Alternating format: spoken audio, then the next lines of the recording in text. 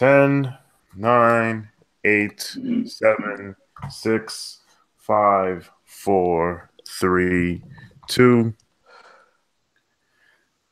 Hello and welcome to the show. And today is one of my favorite shows of the year, our annual EPL English Premier League season in review, and where we basically look back on the this past season in the English Premier League and kind of touch on European football as well. Joining me today, I have in no particular order the angriest old man I know, and I love him for it, Uncle Dutch, Raul Wickling. I'm in the building, good people. Right. What team do you represent today? Are you Arsenal or are you I'm Real Madrid? I'm a neutral. Ajax? I'm neutral. Ajax is close to the heart, but I'm here to discuss Arsenal because, I keep up on current events. All right. We also have Kerwin Bailey representing Arsenal Football Club. Arsenal till the day I die. I'm still here, repping hard. Arsenal, you're gone, but hey, we still gonna do this. That's unfortunate.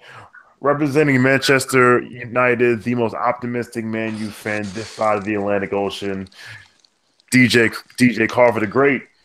I take that as a compliment. Thank you very much. It's an honor to be here.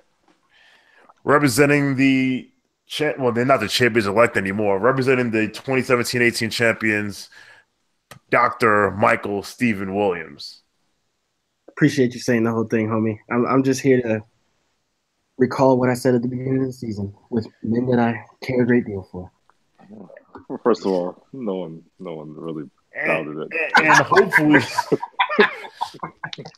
And hopefully joining us is our other Man U fan, longtime fan of the show, George Broby. But for some reason, the guy who's an IT consultant can't figure out how to get his phone or his laptop to work. So hopefully he'll join us in progress, but I'm not going to hold my breath. All right. First order of business, we are going to go back and look at our 2017-18 preseason predictions and basically make fun of all of ourselves for doing so. Word. So first, looking at champions, it looks like the only person to pick City to be the champ. Actually, no. Let's see now. For champions, Carver picked United. Shocker. Dutch picked City. Elvis, who's not here, he picked Chelsea. George picked City. Kerwin picked Arsenal. I root for no other club but Arsenal. I respect that, Kerwin. I picked City, and Wes, who's on hiatus, but he'll be back one day, he picked City as well. Interestingly enough, I was looking at the top four. The top four choices are pretty interesting. I think I was the only person to get the top four teams right. I didn't get the order right, but I got them right because everyone except for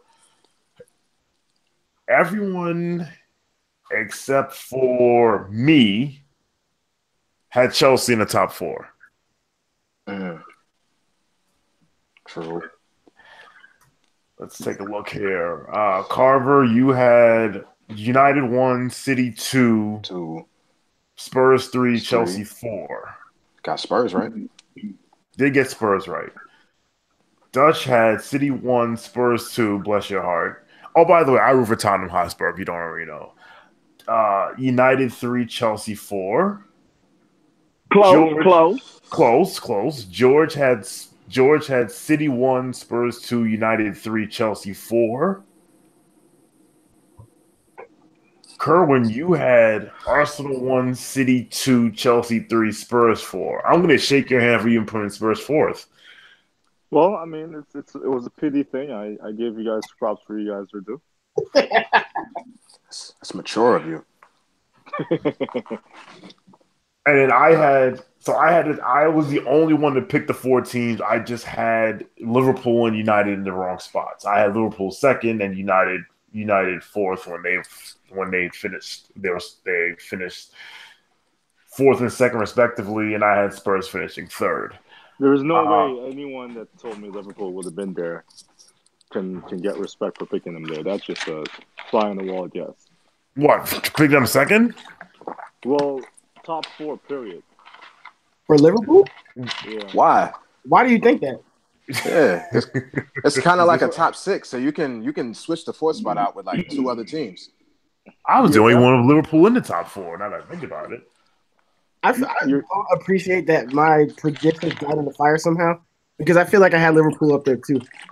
you know, I had a book somewhere where I wrote all this down, and I don't know where the hell it is. I'd look for it, but we're on the air. Yeah, I just remember going to the group and being like, No, we can literally hear you drink. Wait, time out. Who says the Google? Is that even still a thing? Is it because Same you're a people who say the professor, you Facebook. go to the Google?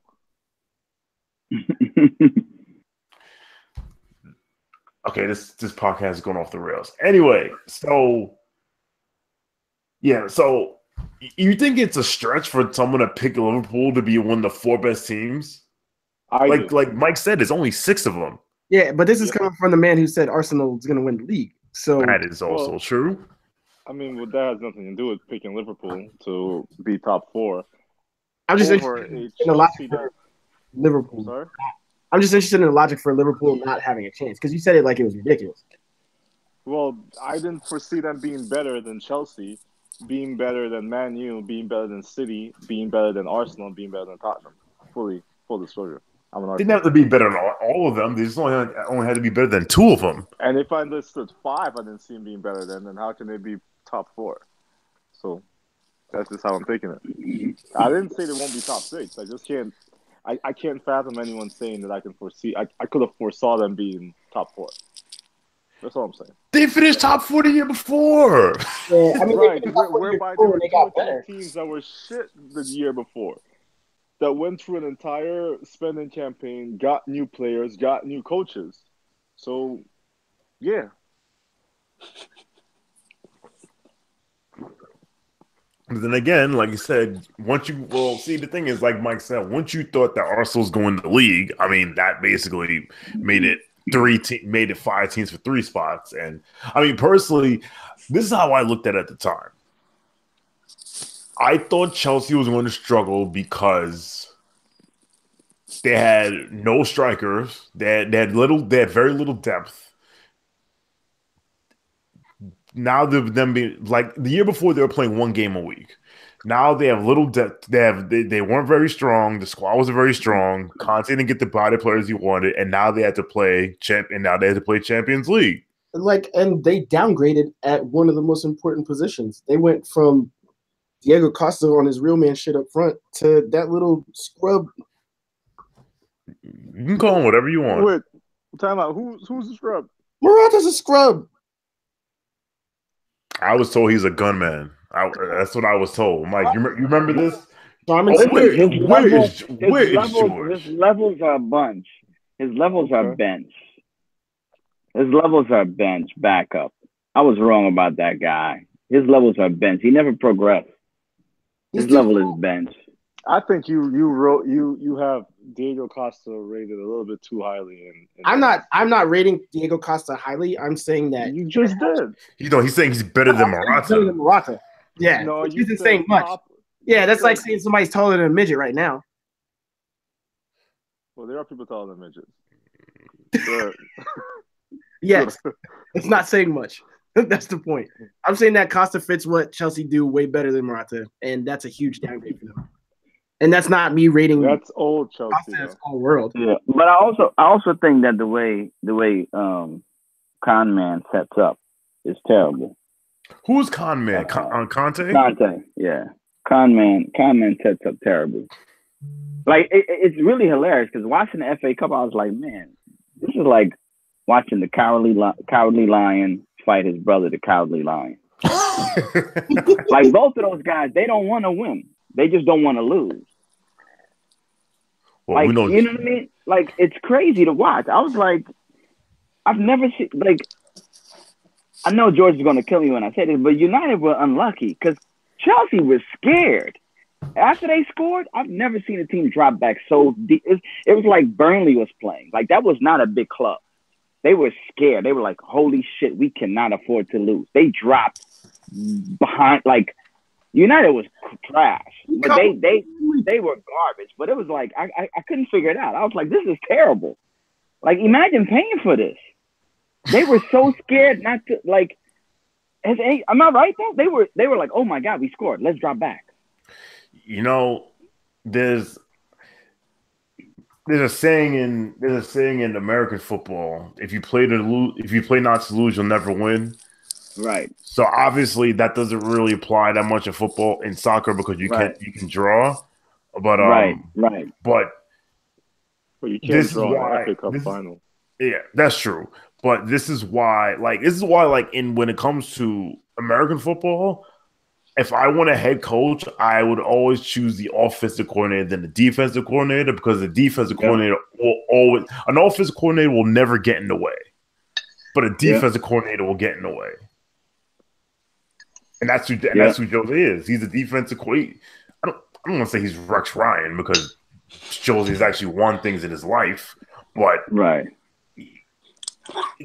it's like the fear of losing cripples them, and I think that's what we're trying to. And it cripples the players. Yeah, and honestly, Carver, this is what we're discussing on GroupMe earlier. Let's take a pause, right? So, Jose is not a defensive first coach.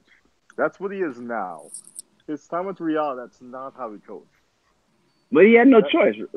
At Real, he was an anomaly, because he's been the same everywhere except at Real. I didn't see him at Porto. Was that the way he was at Porto? Yeah, it was. Oh my God, that was like the worst Champions League final ever. Porto versus Monaco. Okay. I didn't see you should watch. No, seriously, you should try and watch it. You'll fall asleep. Okay, because I know at Real, when he was there, he literally was I will throw my balls to the fence and somebody would get it in their face. That's how he was. Yeah. So maybe. Yeah, I mean, didn't you guys score like 100? Like, I think the only reason they didn't get the lead because Barca said like a points record or some shit. Like. Yeah. Yeah, it was like I'm making it up, but I think it was like 103 to 101 or some craziness like that. Yeah, they both had like 100 points. Yep, literally, or something like that. The league was decided in the Clásico. That's what decided the league. Yeah.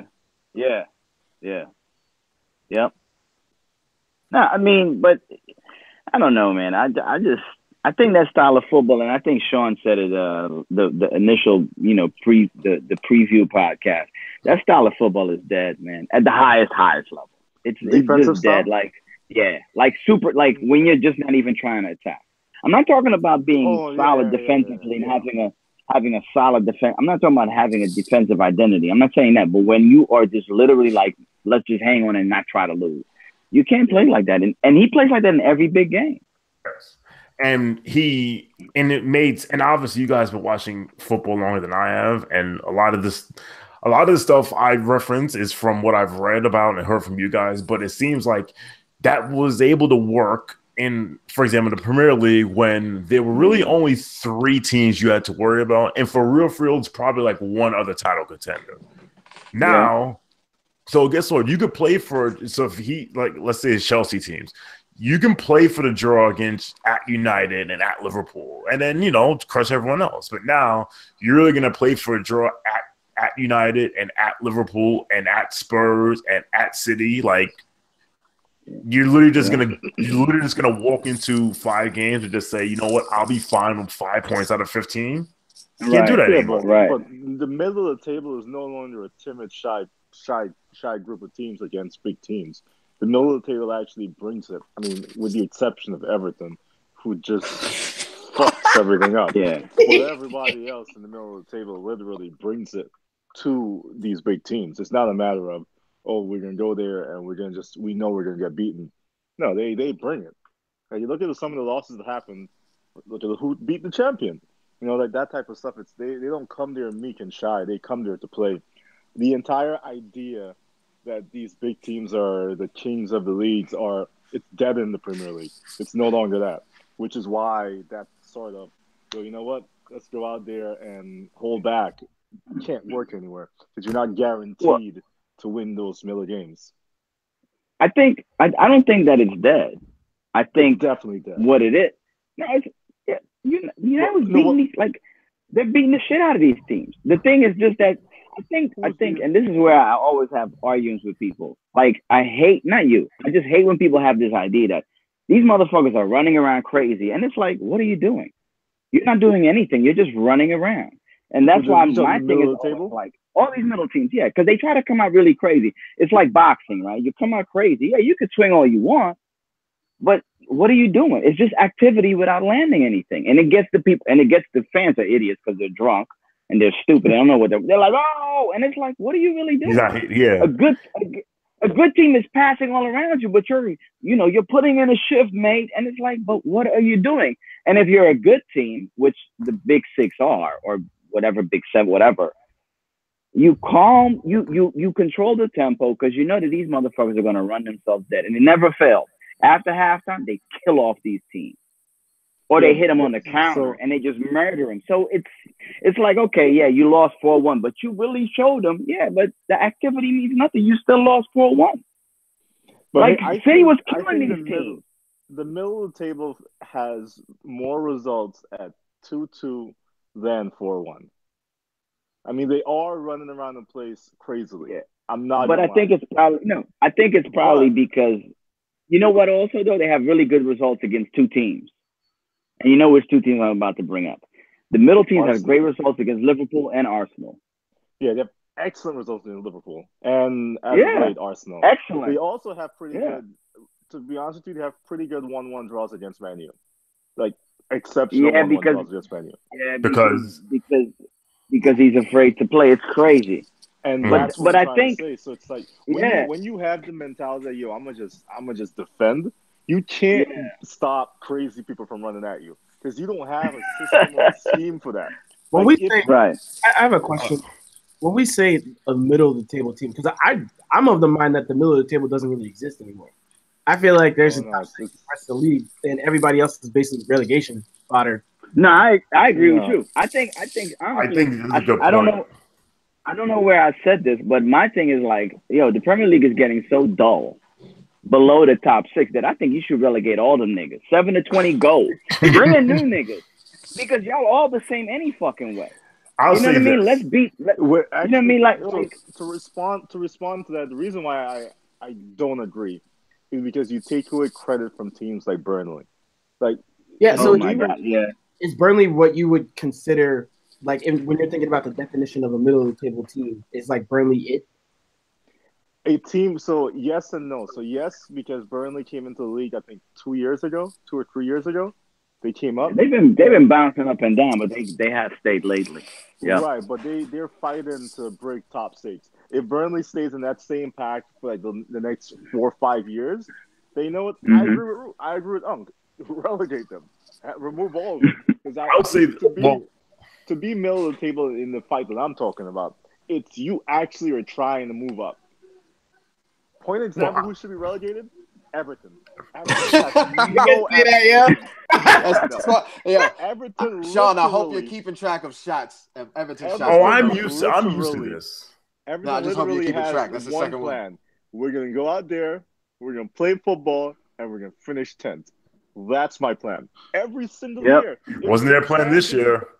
If Sam didn't come in there and help them clean those fucking dishes, they would have been relegated. They wouldn't have got relegated. Yes, they would have. They would not have gotten relegated. Bro. They would not have gotten relegated.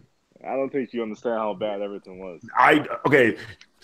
You know what's funny? Before the show, Kermit said he hasn't watched football since week 8, but now he's going to tell me how good Everton was. Because I didn't watch football, but that doesn't mean I wasn't watching stat lines. It's like when Chelsea was in like 17th that last Mourinho season, and Treasure was like, "Yo, Chelsea can get relegated." I'm like, there's literally too much talent for them to get relegated. Like you call Everton talent? There are too talent. They had too much talent to be relegated. List the talented players that they have too much of. I would love to hear this. Sigurdsson would be better, like on Like, okay, let's do for example, Huddersfield would love a player like Sigurdsson. Yo, you're actually entertaining this? You're right. Why am I entertaining this? You're right. I don't even know why I'm in. You're right. Thank you. All right. I mean, I forgot that he has I forgot that Kerwin has this unhealthy, unrealistic, emotional hatred for Liverpool because one guy in 1993 told him Liverpool is the greatest team ever. Oh man, how our childhood shapes things. Oh, we know. All right, let's move on really quickly. Just gonna go through a couple of these predictions. So for relegated teams, every one of us picked Burnley except for Kerwin and Wes. So we got that one wrong. Were you guys not watching Burnley play? All right, I'm here. Oh, the IT guy finally figured out how to get his shit to work. First off, shut the fuck up. No. I was troubleshooting. I was doing mad shit today. Like I was just going. Come in and I restarted everything, man. Everything. Restart the modem.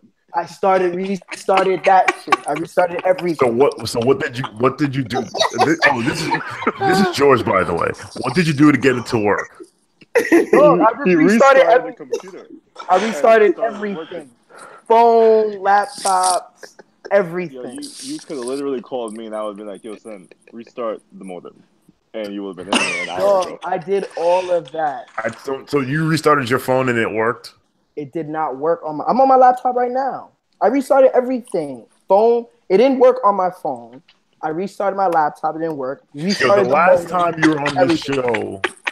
No, last time I was on the show, I didn't have no issues. No, the time before that, you had issues. No, anyway, I did not. There was a time when you were like, Mike was on because Mike was like, yo, you didn't have Google Hangouts on your phone. It's like, yo, I have Google Hangouts on my phone. And it was like, but it just wouldn't open. And Mike was like, oh, because you didn't have Google Hangouts. Like, anyway, we're going to sidetrack. All right, really quickly. So look at the relegated teams. Basically, most of us had Burnley, got that wrong. Who got any of these teams right? The only one that got a team right is Kerwin. Elvis said Swansea. George, you had West Brom. You also said Leicester. No, you didn't say Leicester. I have Southampton? You had Everton, Newcastle, and West Ham. So you're 0 for 3. I thought I had in there. You did not. Okay. I had Brighton, Burnley, and Crystal Palace. And Crystal Palace looked right for the first month and a half. But then Dutch's boy, Roy Hodgson, made the great escape. No, Zaha got healthy. Get out of here. Yo, time out. Are you sure I didn't have Southampton in there? Because I'm looking at this. I'm looking at this. Southampton would be relegated. I'm looking at this. You picked Everton, Newcastle, and West Ham, which all sounds like choices that you would make. Everton for sure. Who did I pick? Without a doubt. But you picked Huddersfield, Burnley, and Brighton. Huddersfield's not going nowhere. I was 0 for 3. They're going next year. No, they're not. Bro, you guys have to watch the bottom table games. Actually, you didn't watch this week 8. What are you telling us about? I watched last year. He's gonna keep trolling you, son. Yo, Carl, what are you doing? You playing FIFA? Nah, I'm watching the game, which I'm about to switch off to FIFA. Which, to be honest, do y'all play FIFA? Because I'm looking for more people to destroy. Nah, I don't play FIFA. Once I buy a PS4, I'll get FIFA. Anyway, I bet. And then really quickly, I asked who's going to go farthest in the Champions League. The only one that got that right was me because I said Liverpool. And shout out to Dutch for saying. You said Tottenham was winning the Champions League, if I remember correctly. All right, Kerwin. I picked that up probably. I think I said. Dutch said they were going to go to farthest in Champions League. I wrote this shit down. You had United. George had City, Elvis had City, Dutch had Spurs, and Carver had United. And then finally, the Premier League Player of the Year, clearly we all got this wrong because nobody had Salah. Yeah. Carver I don't even think Salah's mom picked him.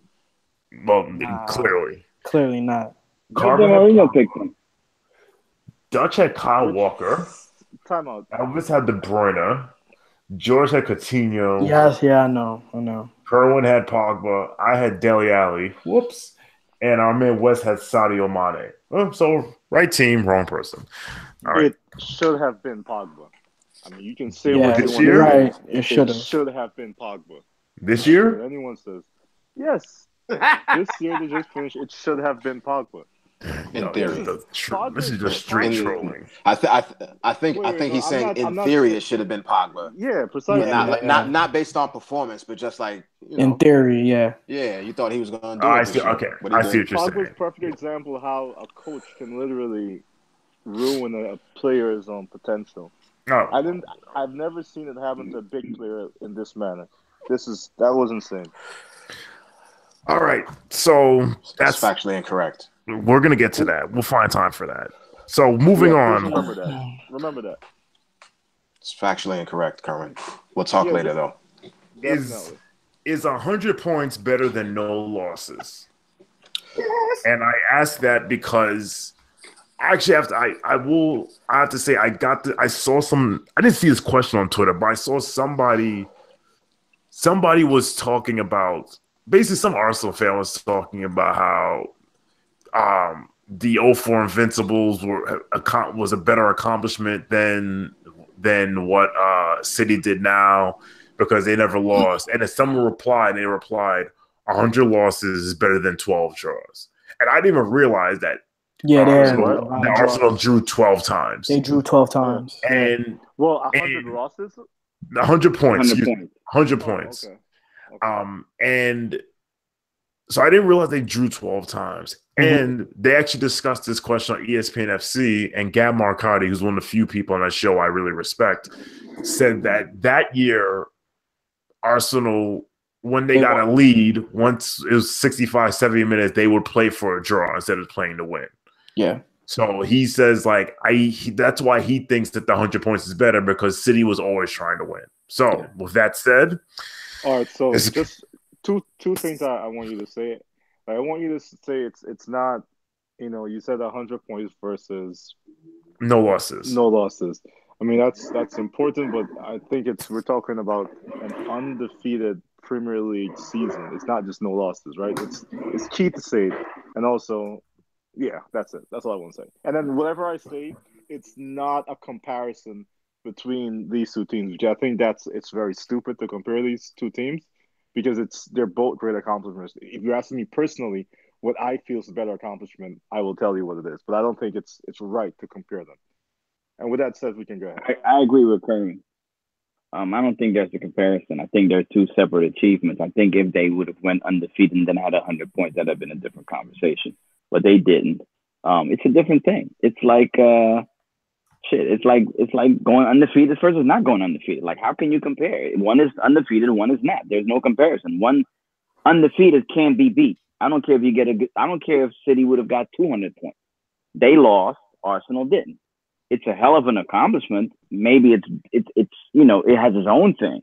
It's like just like you can't compare. Just like Arsenal. Arsenal didn't get 100 points. The 100 points is a separate thing on its own. Undefeated is a separate thing on its own. And I think they're both great. And I'm just tired of this comparison. They're both great. Let's just enjoy the greatness. I saw both. I mean, it was phenomenal. I'm going to tell people I saw it. I enjoyed every bit of what they did. It was amazing.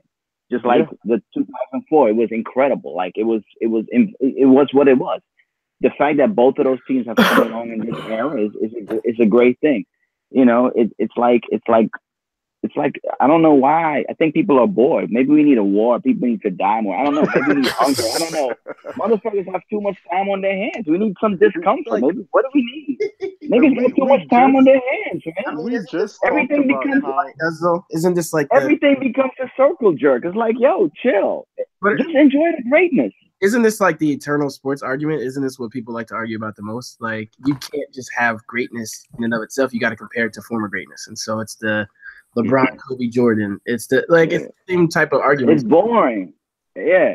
And I'm an old nigga and that bores me. Because I'm like, I was there and I don't give a fuck. I don't never think about Michael Jordan. Niggas, I was there. Niggas that never was there think about Michael Jordan more than me. I'm like, holy shit. Relax. He's gone. The nigga's career is dead. He's like 90. Why are you enjoy this shit now? You know what I mean? George, I don't want to talk about old niggas. So I have not given my opinion as of yet, just so you know. But okay, we'll circle back to you. Go ahead, George. Great shit, Unc. I'm gonna say honestly, I am gonna pick. I'm gonna pick City only because like it's a few things. Number one, it was the point differential, and also like City went like before they hit their real first loss, it was like 20. They had like 20 wins and only 2 draws, I think. Right before they actually hit their first loss. And to me, I mean, by the time they hit 18 wins, they won the title.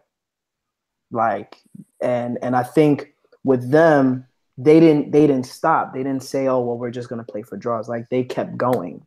Even after the loss with regards to Liverpool, they still kept going. And they still kept like blowing teams out the water. Like they didn't say, oh well, we're just gonna play for the draw. You know, I think if you're able to win and then also have 100 points and 100 plus goals and have 5 players with double-digit assists. Like, I mean, and the thing is, I'm not shitting on Arsenal at all. I think their feat is great. I just think, I mean, I saw Arsenal's. I just look at cities Yeah, and I was gonna ask you if you watched that season. Say it again? I was gonna ask if you watched it. No, I watched it. I mean, my cousins wouldn't stop, not letting me hear about it.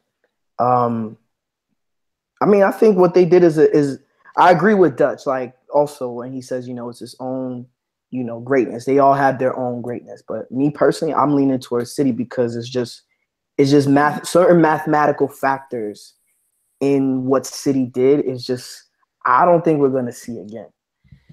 I think we will. Nah. So currently, go ahead, George. No. I mean, I don't think you're ever gonna see another team go like they went 18 straight, like from the beginning of the season to the end of this to when they hit their first loss. They had like maybe one draw. Like they went 18 straight, and then also like if you just really do the math, because I think who was it that broke down the math? Like you need like off rip, like if you break like 85 points, you can be guaranteed top 4. And I just also, like I said, I look at the goal differential. That's 100 points and 100 goal. What was it? 103? 106. 106. I mean, they that's Listen. They went ham, man. That's they crushing in style. Like, think about it. I don't think we're going to see anybody do that. No one is going to do 100 points, 100 plus goals. No one's going to do that. What was the year that that devil in the red shirt, the dude that bites people? What Suarez? was the goals that they put up that year? When he I think they put up 100. Let me take a look. Yeah, I believe it was something wild like that. But they didn't win. But they didn't win. They didn't win it though. They put up 101. Right. And City put up 102. And what was the how much points won that league that year? Yeah, 86. City won the league at 86 points. That was the year of the Gerrard slip. Yeah. Yeah. So and I mean, do you want me to jump in now? Or do you want me to wait? No, jump in. Yeah, good. Here's my thing, right? You will see that goal again, those goals differential again. Just to be honest with you, the game is kind of moving towards higher goals because refs are quote unquote letting them play, but that's not the situation. The league is softer, and they're just playing speed. So you'll see more goals being scored. What I don't think you'll see for any time soon is the point differential that they won by. However, you will see high 90s, low 90s. It's just been going that way for. But that's going back to what I was saying. Like, name me a team that did both. They gave you 100 points and 100 plus goals. Well, no one did 100 points. Has done it before. Okay, so that's what I'm saying. What I'm saying is that it is great, right? Mm-hmm. But here's my huge caveat. It's not like it's never been done before, So that's why, I'm very, very proud of what City did because they did in the Premier League. Which, if anyone tells me this has been the toughest Premier League that's been on record, I'll be like, yo, come on, man, you're lying. The Premier League this year is pretty weak. So it's like they did in the Premier League. I've seen this done in La Liga. when there were actually only 3 teams really vying for the top, and then the third one wasn't even a possibility. Dutch and I were just talking about it when Real and Barca, I think, had Hold up. We talking EPL right now. No, I get you, but I'm Yeah, coming no, to it. I Right? see what I'm you coming said. to it. Yeah, okay, good. But we talk about the reason why we talk La Liga being that type of absurd scores because La Liga is weak, right? Mm-hmm. And we're given praises where I think praises are due. Mm-hmm. But you're saying that it's never going to happen again, and I'm saying it will because the Premier League right now is not at the toughest it's ever been, and I don't foresee it getting tougher anytime soon because we got a lot of new moving parts in a lot of the top teams, which I don't see being fixed anytime soon. Marino is still remaining at Man U, which means they're going to remain the same type of mentality. We now have a new manager at Arsenal, which, to be honest with you, Oh, I see what you're saying. We'll get to him in a I'm second. the only We'll get to that person in a that's going to second. be optimistic. And so it's like those are 2 teams who are quote unquote top states or top towns that's supposed to break down points. Okay, I see which what will you're not. saying. So I think it'll happen again, and I think it'll happen possibly next season again. So it's with them, you're saying with them they might do it again. I mean, at the way the Liverpool plays, it could be Liverpool. Liverpool has an in Can't be Liverpool. What's up? Lovren has the ability to breathe air. As long as he's on that team, Liverpool will never be great. Another quick item, real quick, that I also wanted to say, since we're talking about the season, I think City also led in the fewest goals or some shit. Like they had a really good defensive record. Yeah. So they had the least goals allowed of 27. Yeah. Right. So, I think we just ignore a lot of things, and it shows me again. The thing I love about the game is that I learn, not to sound funny, but I'm learning all the time. Because you realize that, man, a lot of shit you miss. Because people are like, oh my God, they're doing all this shit. The defense sucks. And then you're looking like, what the fuck are you talking about? No, the defense didn't suck. No, I'm not saying. Listen, we're gentlemen here. We know what we're talking about. I'm talking about these other people. Okay. But then you see that, and it's like, so I say all that to say it becomes even more impressive what they're doing. You understand what I mean? Mm-hmm. Like the goal scored is crazy, of course, but then when you look at that, you realize like, wow, there really was a foundation to this thing that is the foundation of all teams. Because at the end of the day, there's 2 tenets to the game. You got to score more, and you got to keep goals out, right? Like that's always. Well, I mean, but possession football is one of the greatest defense that was ever invented. Yeah. And that we can credit. Credit the Spaniards for that one. But possession football is one. It's actually total football. You know that, right? Like it's just total football on a level with like paella, but it's Dutch football. I don't know. I don't know that. I don't know that you guys all up to possession football because there are major upgrades. There are major upgrades on the defense, man. Like Ederson for Bravo. You guys already know how I feel about Bravo. Like that's huge. Oh yeah, no, for sure. But the possession does help. We got rid of they don't have the old people in the back line that were getting burnt, so we could actually play possession football. And so the personnel upgrade was huge. Which I'm not doubting. I'm not doubting you upgrading your personnel, but I'm just telling you that possession football is the best form of defense, and that's what City had. I mean, I don't know the stats, but I'm 90% sure City literally controlled majority of the games they played. So, I mean, that's key. Oh yeah. So now to give my other end is with the Invincible was an amazing time. I mean, I have very few things in my life that I look back and was like, I can relive that year again.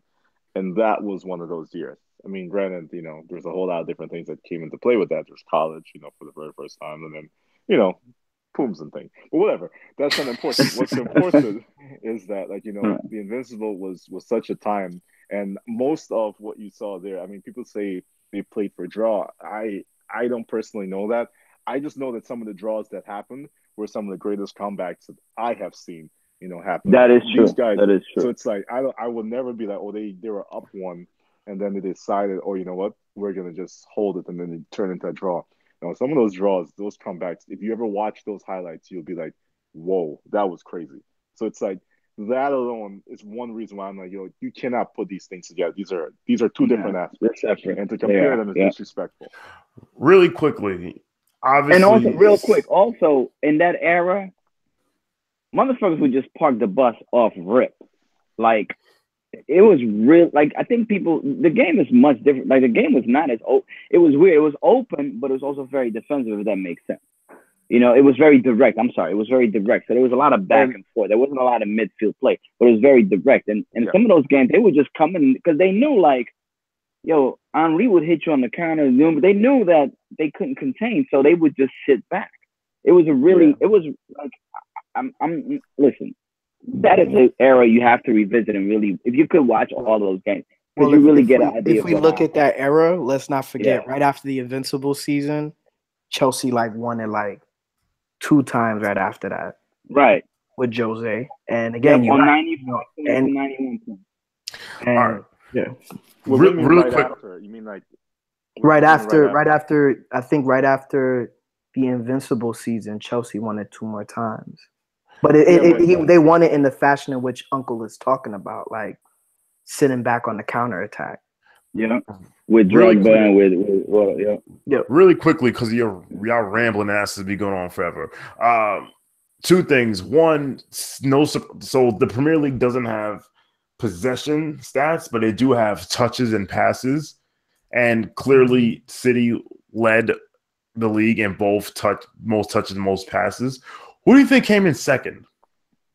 Most touches and passes? Yeah. Arsenal. That's a very easy thing. So are you trying to say that possession football doesn't matter? No, I just find it I just did not expect them to be second. Well, I mean, no, but I think you have to understand something, right? So it's like the reason why people say get rid of Arsene Wenger is not because he doesn't have an understanding. Hold on. We're gonna get to the Arsene thing next. I just wanted to ask this really quickly. 2004 Arsenal plays 2018 City. Who wins? And I'm just gonna go around the room. Say that again. Whoa, say that what? The Invincibles versus 2018 City. They play a game. Who wins? Arsenal easily. It's not even a question.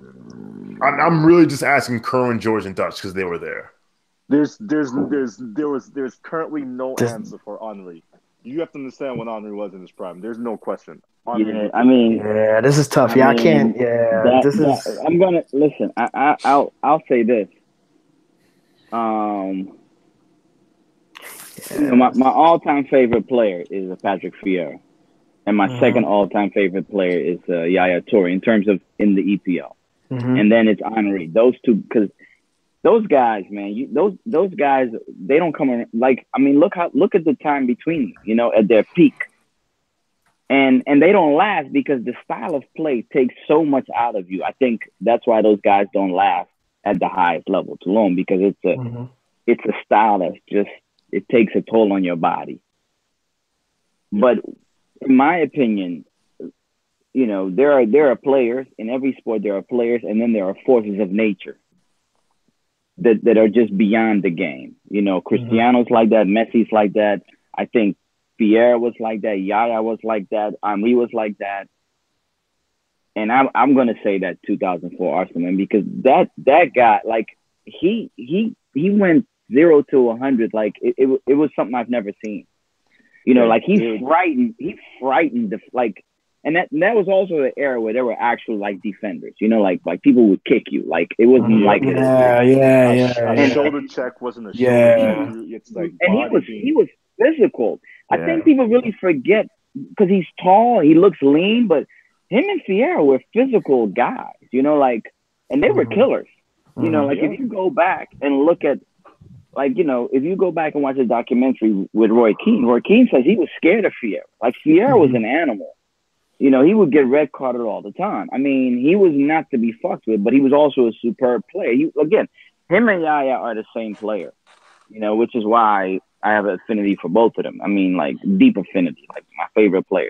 Because that style of play because football, we forget it's a physical game. I don't like the violence, like when you're trying to hurt somebody, but at its beauty, that's part of the game. The shoulder, the tussling, the fighting, that's part of it. But then to be able to have the technique with that, That's something And special, man. and So the speed. those guys, yeah. He had I speed, mean, physicality, technique, and yeah, vision. Like you're yeah, these yeah. guys. I mean, I don't know anyone in the game that came after him that has all those. Like people talk I'm going about, to tell you something. yeah. Go ahead. Go ahead. No, No, I was Now, go saying ahead, like Tony. this Arsenal love fest has gone on long enough. it's not Yeah. a love. Thank you. It's Yeah, not a let's love fest, man. it, I'm just literally we're look. talking. You know, you asked that No, question. I asked the question who would win. Now I'm hearing about. Nah, Oh I no, can tell I'm you. just I can telling you. tell you why I've though. told you. Of I course, the think Arsenal 2004. fans are gonna say Arsenal. Yeah, No, It's but not I a. mean, and and I'm very objective, but I'm I'm basing it on the qualities that are there. Like right now in this City team, you can't not yet. Maybe in 5 years, but right now, the players on this City team are not at the level where those players were in 2000. You're talking about World Cup champions. You know what I mean? No, I mean, no, like no, I men. feel These are you. very young guys. Well, These like City is a very young let me team. ask you You know? a real simple question, right? Who on the City team that went 100? Who on that team is going to be called an all-time great? We don't know yet. That's we my don't know yet. point. They're all too young. Right. That's my I point, mean, and that's why I I think mean, Arsenal will win. Put money on Sane right now. KDB too. Yeah, but you know, you. I mean, I definitely agree with you, possibly, but you can't say that now. You can forecast that, but Yeah. right I now, mean, they're not. they're too young. But I agree with you. Yeah, that's why I said it. They're too young. You know, but those guys were already established, so I think that gives them the edge. You know what I mean? That's what it is for me.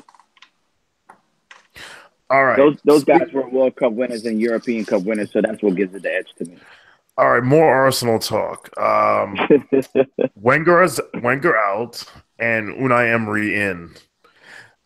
Dutch, go. I mean, look, man. Look, I don't even know. I'm not shocked. I'm just at this point. I'm just like, of course they would do this because these are cowards. These are men who are afraid to win because everything is safety first. That's why they kept Wenger for so long. Wenger should have been fired a decade ago, but they kept him, and now here we are. You know, he's a caretaker. Now everybody's talking about how great he is. Motherfuckers ain't never watched one game he played. You know, all they know is PSG, whatever. I'm gonna say this. who, Wenger or Emery? No, I'm gonna say this. He's not an inspiring hire because I think what we needed was everyone knows that's a fan that we're behind in terms of having a modern structure, a system set up to bring the players through to have modern tactics and just be in the new age of football. And I think Arteta was going to be that person. Now, I wasn't necessarily a fan of that hire either, but it made more sense to me in terms of getting back into modern game. I would have preferred Tedesco, Nagelsmann, Jardim, those guys, because that's what I see that we need. Emery, man, I mean, I don't know. You know, I'm not too sure. You know, I'm really not too sure. I think Gazidis, who's a clown cake, is a very safe hire because this is what happens when you are making a decision that could also cost you your job. You say, okay, I'm going to go with the known name because if that flops, I can say, well, we all thought that there was a known guy and he would be good. But if you bring in the new guy who didn't have any experience and he flops, then it's just going to be you to fall on the sword. And I think it was a cowardly hire. They didn't want to make a really full change to really go into modern times, to have modern tactics, a young guy that can guide the team, for the next 5-10 years, because that's what you need. This is a major rebuilding job, man. Arsenal is way behind. I think people really don't understand how far behind they are. Because right now they're better than everyone else, but they're worse than the top 5 teams. And their record proves it. They went defeated on the road Until the last game. Yeah, they had no road wins, right? They right. They won at Huddersfield the last week of the last day. Right. The record. They didn't win a game on the road in 2018. They were like 1-17 on the road, which is still a loss. So he's saying the overall record is they were defeated on the road versus being. He's just saying the record of it, Sean.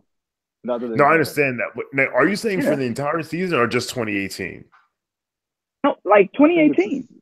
Yeah. Okay. They Yeah. went Okay. They Yeah. went defeat. They went defeat. Like, listen, It was the that's season. insane. Yeah, I'm sorry, not the season, but this on 2018. Like, that's insane. Yeah. They won. They won the last game. They won at Huddersfield, but I mean, that's Huddersfield crazy. was on holiday. Listen. Arsenal lost 13 games this year. Oh my god. Sorry, I'm They lost. Arsenal's No, listen. numbers They on lost the road. 13. Listen, Arsenal lost 13 games this year. They drew 6 and they won 19. So they were damn near 500. Yo, Like, listen, that's horrible. No, I'm not disagreeing with you. No. But so my point is, like, how do you get Emery to solve that?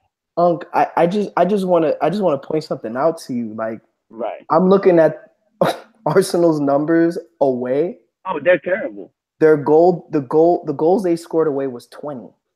The goals they allowed was 30. The goals they allowed was 31. They're at a negative 11 goal differential away. At home, this is insane at home. This doesn't make any sense. And it goes back to what you're saying, that they're essentially 500 almost. So, their home, the goals that they gave away at home is 20, but the goals they scored at home is 54. Yep. Yo, that is insane. Well, I mean, look. So everybody plays better at home. No. But that is like night and day, though. That's tragic. But here's another thing, right? And this is why, I mean, we could be here all night because I have many thoughts. But I'll give you one, which shows me how terrible this team is and will only continue to be. And Mr. Hardy will tell you on the record, I've said that they'll never finish fourth again. I told you this 2 years ago that they're only going to go down, and hear me now and believe me later on. In the top 6, right? Who has a worse keeper than Arsenal? In the top 6? Maybe in the top 6, maybe Liverpool. Maybe Liverpool. I would say Liverpool. Worse, it is Liverpool. It is Liverpool. Stats? Not Karius. Karius is actually decent, but I don't know if he's played the whole season. He came on later. I don't know what his status is. Don't forget, he's a backup. Did he play the whole season? Right. I thought he was terrible, but apparently he's been pretty good. Yeah, he was actually the roars that Mignolet was famous for didn't happen on the Karius. Right. That's what I heard, but I'm not going to act like I watched enough Liverpool, so I don't know. But my point is, if you're in the top 6 and you have the worst keeper, can we just try to get stats on this, because I think the Man City keeper is pretty bad. Can we get stats on this? No. You think Ederson is bad? Can we get some stats on this, please? Yo, like dude. Shots on and Kerwin, I watched the games. Kerwin, stop. Can you pull up stats? What does that actually mean? What's that? Can you quantify that statement? Shots at and saves. So that ratio. There's actually a keeper stat. Yo, you're wasting your time, bro. Dude, they had 18 clean sheets.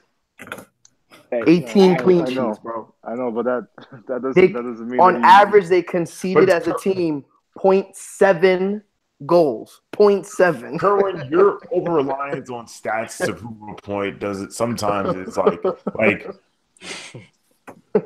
like for example, who led the Premier League in saves? Jack Butland. Does that mean he's the best keeper in the league?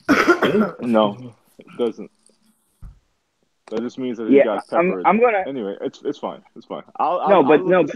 Here's the thing, though. No, but actually, it's interesting because somebody had posted him and they were terrible stats.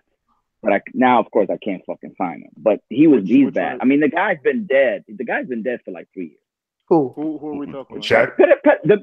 Peter Check. Yeah, Peter Check. When he came from Chelsea, he was dead. It's just that. But the thing is, here's another thing that I wanted Arsenal to fire Wenger for since 10 years ago. What he did was after they came to Emirates, the team was so bad that anything after that looked like it was getting better, but they were still terrible. So now people are in a state of mediocrity thinking that shit is good, but it's really bad. Because of course, in comparison to Fabianski, Czech looks good, but he's fucking horrible when you compare him to the other teams. So what had happened was Arsenal constantly compares themselves to other teams that are insignificant in order to make themselves feel better. And now that those teams are actually doing better, there's nothing to compare it to, and they finally see what a fail the whole thing was. You see? So Czech is the same thing. He's fucking horrible. He's been horrible, but now that we can actually have full evidence of his horribility, there's nothing else to say. I mean, I'm shocked. How is this your number one keeper? You claim you want to have top four? It's unreal. Curran, your thoughts on Unai Emery as Arsenal manager? It's not what I wanted. I mean, I went on record and I said I wanted someone fresh, someone young to come in and bring new tactics. I've said this. Having Emery, I don't know. To be honest with you, I don't know. I'm in the wait and see type of game. I can tell you what I do know. I do know that there are players on that team that don't need to be on the team anymore. And these are the guys that were heavily favored by Arsenal, the guys like Jackie Boy, who I think should go. The entire back four should go. The only pieces I would keep would be the new additions, the Lacazettes, the Ozils. I think we have some good youths, but I feel like the majority of them should go. But as far as my position on Emery over Arsene, I can't give it to you right now. I don't know. I'm looking at the Arsenal squad right now. Yes. Talk about it. Excuse me. I feel like there's some human potential with this team. I think this team's a sleeping giant. It's not a sleeping giant. We all know what they are. Offensively, they're as good as anyone in the league. Well, no, they're not. I mean, I'm not saying.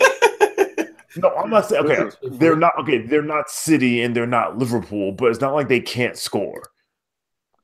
Offensively, if we're referring to Aubameyang, Lacazette, Ozil. What's the guy that came across from Manu? I'm only 50-50. Mkhitaryan. Like I would say, if anyone can figure out how to play those four guys at the same time, it should be good. However, it doesn't seem like that was a possibility on the Wenger. But if they can figure out how to play those four guys at the same time, it should be good. However,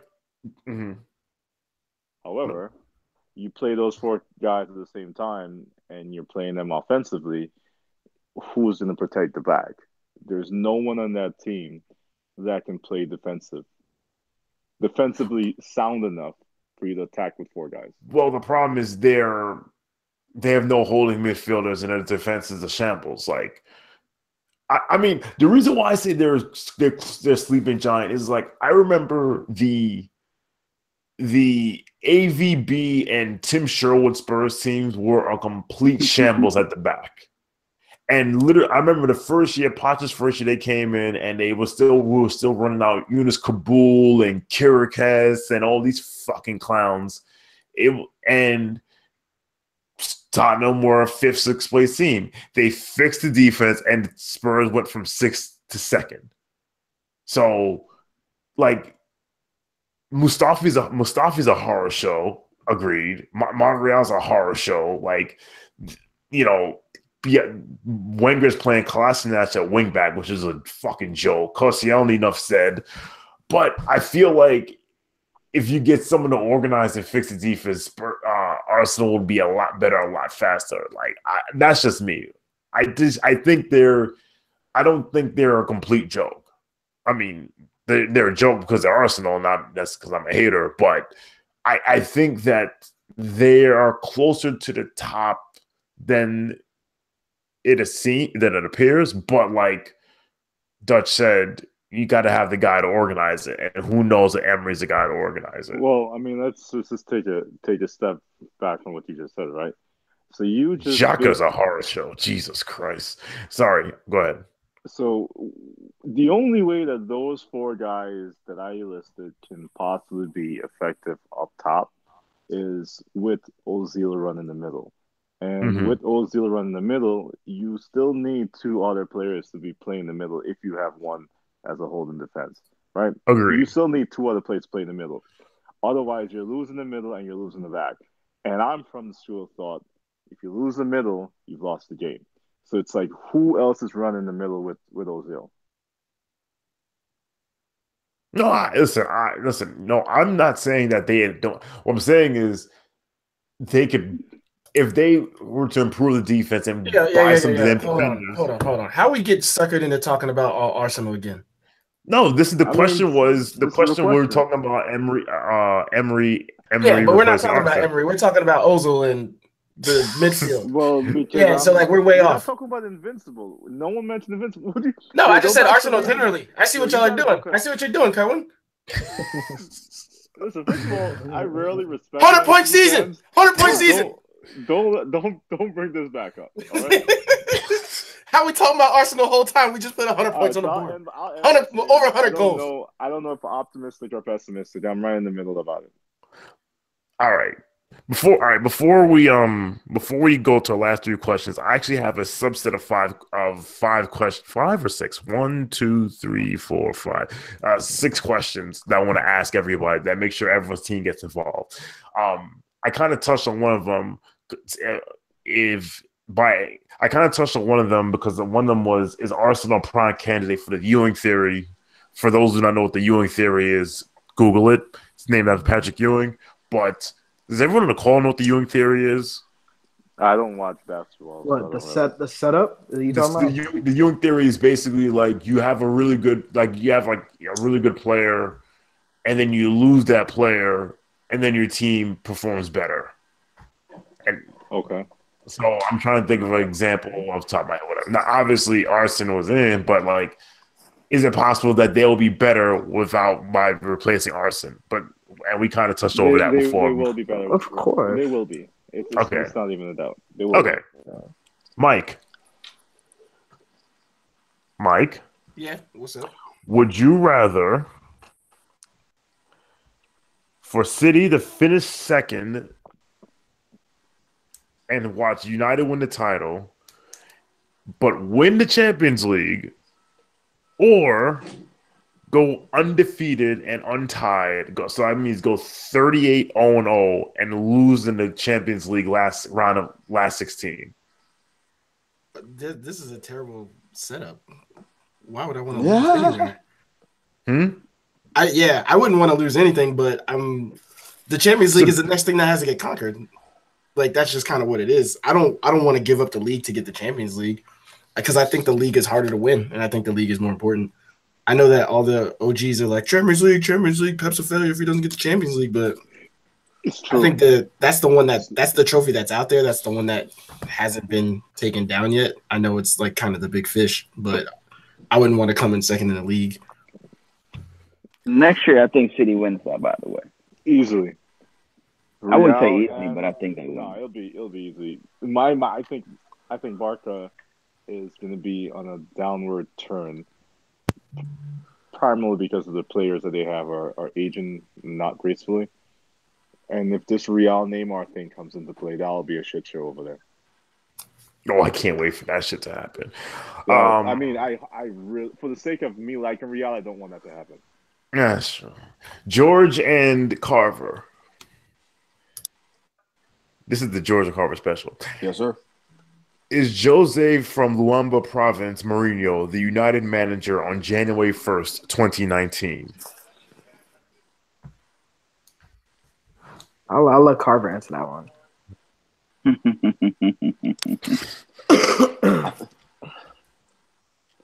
Yes, definitely. But we knew that already. We knew I was going to say that. We did know you were going to say that. George? You said January 2019? January 1st, 2019. I mean, he's going to be the manager. Like, what's his contract? George sounds so sad.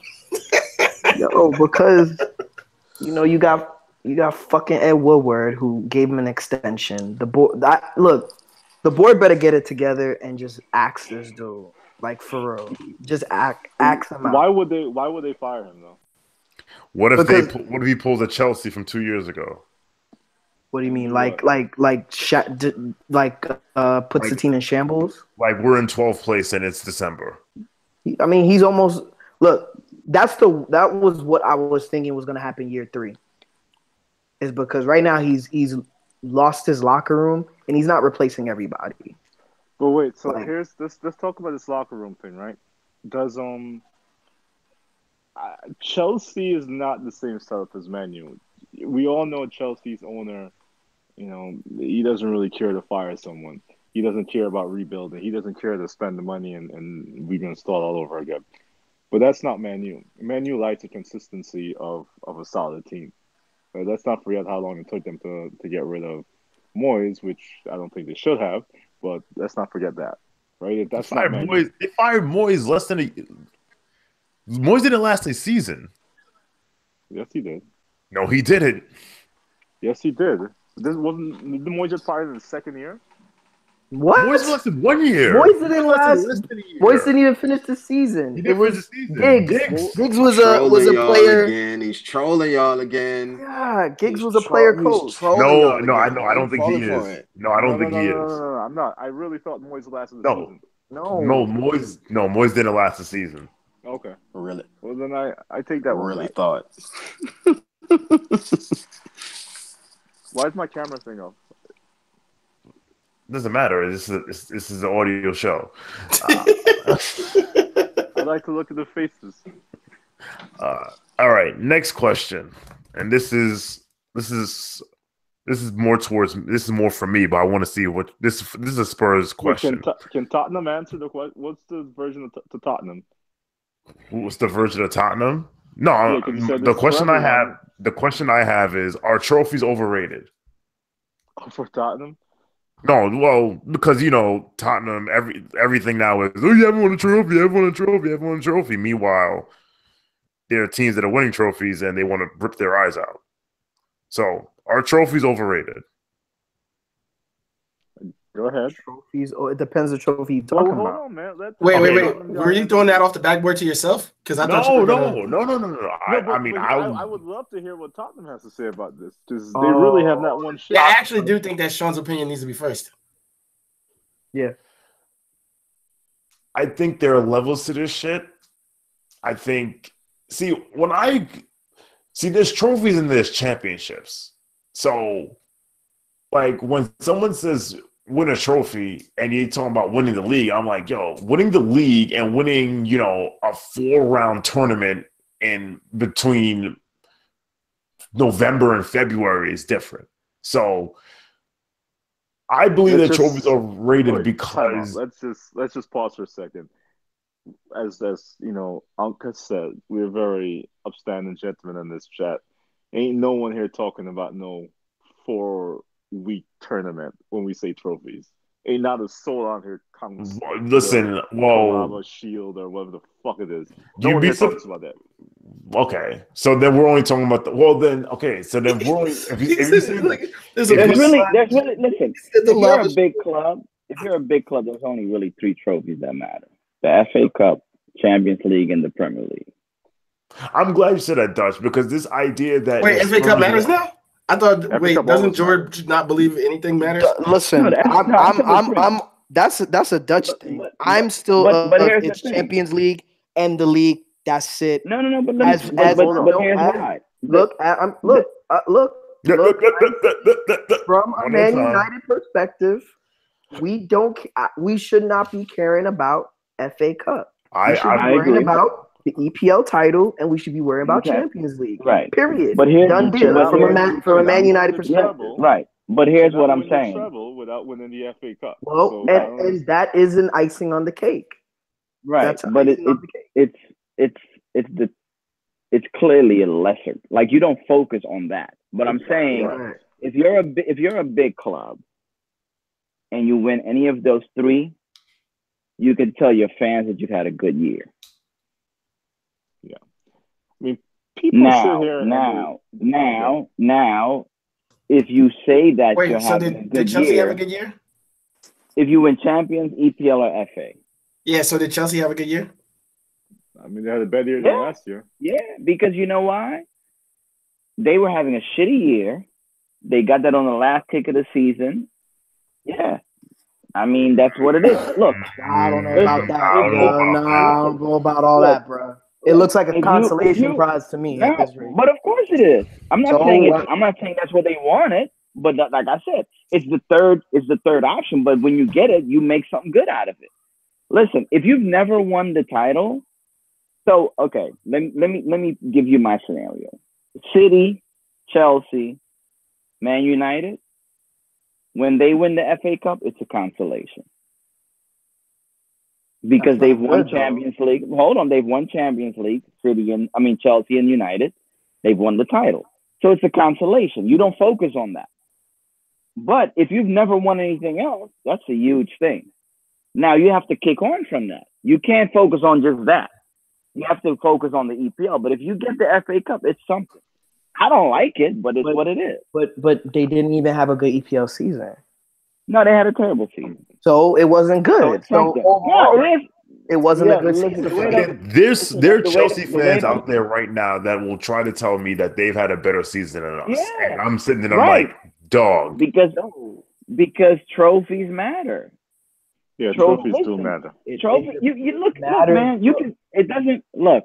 I don't care. Look, at some level, it does. You are in it for that silver shit. Again, I mean, I'm not saying that they. I'm not saying they are happy. You know, that I'm not saying that at the beginning of the day, they were like, man, I can't wait to win the FA Cup and finish 7th or wherever they finished. But that FA Cup, man. Conversation. I mean, I am an Arsenal fan, and I'm telling you, trophies matter. And this is, from a guy whose team has finished top 4 for however many years before, and that was the accomplishment. Trophies matter. Like top 4 finish and access to money is great, but you get the money so you can buy players. You won the trophies, man. Yeah, you won the silverware. You want to have that parade. Again, it depends on who you're talking about. For you guys, okay, FA Cup is great. Congratulations. George, no offense. When's the last time y'all won the league? What, dude? Exactly. Exactly. I'm not trying to be funny. No. I'm not trying to be funny. Exactly. The last time we won the league was 2012. Right, but that's my point. So 2013. You want to win something? Huh? No, but that's my look. I'm not saying it's the end all be all, but it does matter, and I think there's a context to it, right? Like, I'm not saying, look, if you finish 7th or if you finish outside of Champions League. If you don't challenge for the title, look, this year no one had a good year except City. But the point I'm making is that it is a consolation prize. It gives you something to build on for next year. It can't be the end all be all. It's not what you aim for, but if you win it, you're happy with it. It's not what you aim for, but you're happy with it. I'm not happy with it. I'm not happy with it at all. Like here's the question. From the time we sorry, wouldn't the Spurs be happy? So there's the question. Thank you, Mike. This is the question I wanted to ask because it seems as if for Spurs, it's like they need to win a trophy. Like they do. But the reasons why they need to win a trophy are like the reasons that are given because they're not winning the league. That's not the reason that they're given. The reason that they're given that they need to win the trophies to get a quote unquote winning mentality. Or B, keep their players. And that's bullshit. Like, you think if we won the League Cup last year, Kyle Walker would have stayed? Who's talking about League Cup? What it's a trophy. It's a trophy. We just said it's a trophy. It's a trophy. Yeah, if we're going with the Dutch definition of trophy, so FA Cup. Okay, if we win the FA Cup, what team is still gone? Yeah, like Kyle Walker's still gone. If we won the FA Cup this year, guess what? Toby's probably still going to be out. I think the problem with the Spurs did y'all ever win the Europa? Ever? Yeah. Yeah, I think when it was the UEFA Cup in '84. It was something else. Yeah, when was the UEFA Cup in '84? Okay. Yeah, I mean, I feel like the issue with Spurs is that they keep being on the cusp of something and not getting anything, and so the trophy becomes much bigger because it's elusive. It seems like it's because it's season. Like it's because it's Spurs, and because most of these fucking pundits are either Man United or Liverpool ex-players, and who have grown up watching Spurs beat a little engine that could their entire lives. It's like, oh, okay, yeah, you need to win a trophy. Oh, you didn't win a trophy.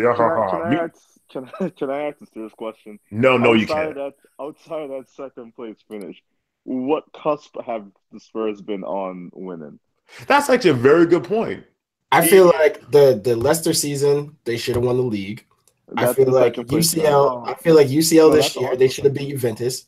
Wait, time out. How did the Leicester when they finished third? No, that was Arsenal's. That was Arsenal's to lose. The collapse, whatever the collapse year was. Where Arsenal ended up jumping at the end. That was Arsenal's to win. Arsenal should have snagged that easily. That was the year Arsenal finished second in a race they never had a chance to win. But Tottenham's been what? Tottenham's been top four. What the last how many years on the spin? Against Leicester. Say that again, Dutch. You talking about the year against Leicester? Yes. Oh, I mean, come on, man. You know how I feel. How many Harry Kane 20-goal seasons are they going to waste? Like that's all this stuff is just ramping up because they clearly have the talent. Yep. They clearly have a coach that knows what they're doing. They can bang with the biggest teams in the world, but then motherfuckers ain't winning anything. Let's just pause and bang with the biggest team in the world. What the Juventus? You watch Champions League, you watch both legs of that, and you're telling me that Spurs can't hang with the best teams in the world? I mean, they have their Liverpool type results in them too, where you're like, wait, did they just drop points to what? But Spurs, when they're clicking, they play with damn near anybody. I just don't see the cusp that you guys are talking about. Like the Spurs, I think it's there. I think it's there. I think it's there. What I think. What's higher than top four? Like that, you can't. They've been top four consistently. What's next? You gotta win something. Top four is so important now, man. Last you gotta win something. Top four didn't mean shit. No, top four doesn't mean shit ever. That's why I'm saying they're on the cusp. They're finishing in the top four, but they gotta win something. That's why people are killing them. I agree. You have to win something. Look, I think if Spurs win the FA Cup, it helps because again, it gives you something. Yeah, it validates the process. You know, I think the FA Cup validates the process, and then you try to win. Here's my problem. I agree with Unc on that one. Here's my problem with that. All right, here we go. All that will happen, and I've even said this in the chat. All that will happen is the goalposts will get moved. Because listen, but you can't let him finish. Let him finish. I want to hear this out. I want to hear it all. Listen, all right. I've been watching this team since 2012. No, let him finish. First it was Spurs can't finish top four. Right. Then we finished top four. Then it became Spurs can't finish above Arsenal. Only Arsenal saying that. No one else cared about that. Then okay. No one else in the world. No one else said that. Okay, Kurt. Because Sean, keep going. Keep going. Thank you. Keep going with your point. Then now it's become Spurs can't win a trophy, right? So let's say we win the FA Cup this year or next year. Then it's gonna be Spurs can't win the league. Of course, but that's happened. My point is, I don't give a damn what these people and some of them, including some of you people, think about our inability to win something or to win things. Like, we should win things because we are in a competition and we want to win things. Not that, guess what? We won the FA Cup. Guess what? Arsenal's won 3 of the last 4 FA Cups before this year, and no Spurs fan wants to be where Arsenal is. Like, let me finish. Okay, Poch even said it. Juande Ramos won the freaking League Cup. So like, we've had managers who won the FA Cup, and where are they now? Like, Wigan won the FA Cup. They're in League One. Okay. I just think that there's this need for Spurs to win a trophy to validate things. Meanwhile, Spurs and Liverpool have won the same amount of trophies the last 10 years, but I don't hear that. Stop. Hold on. That is. Don't throw Liverpool in there. I will throw Liverpool in there. The thing is, you said last 10 years. Yes. No, but past 10. Thank you, Kerwin. Liverpool has cachet. I don't care. No, you have to care. You have to care. I'm going to explain to you why I don't care. I'm going to explain to you why I don't. You cannot care. But at the end of the day, I'm going to explain to you why I don't care. This is why I don't care. All right. Because Liverpool do the same things that we do and have the same fall on their flat on their faces moments. And they hold on, let me finish. And nobody. Now I understand why they don't, but guess what? Like, it's like Spurs are a selling club. Liverpool's a selling club. Spurs are the best players. Liverpool sells their best players. Spurs. Liverpool does not sell their best players. What? They don't? They just sold Coutinho. They did it twice.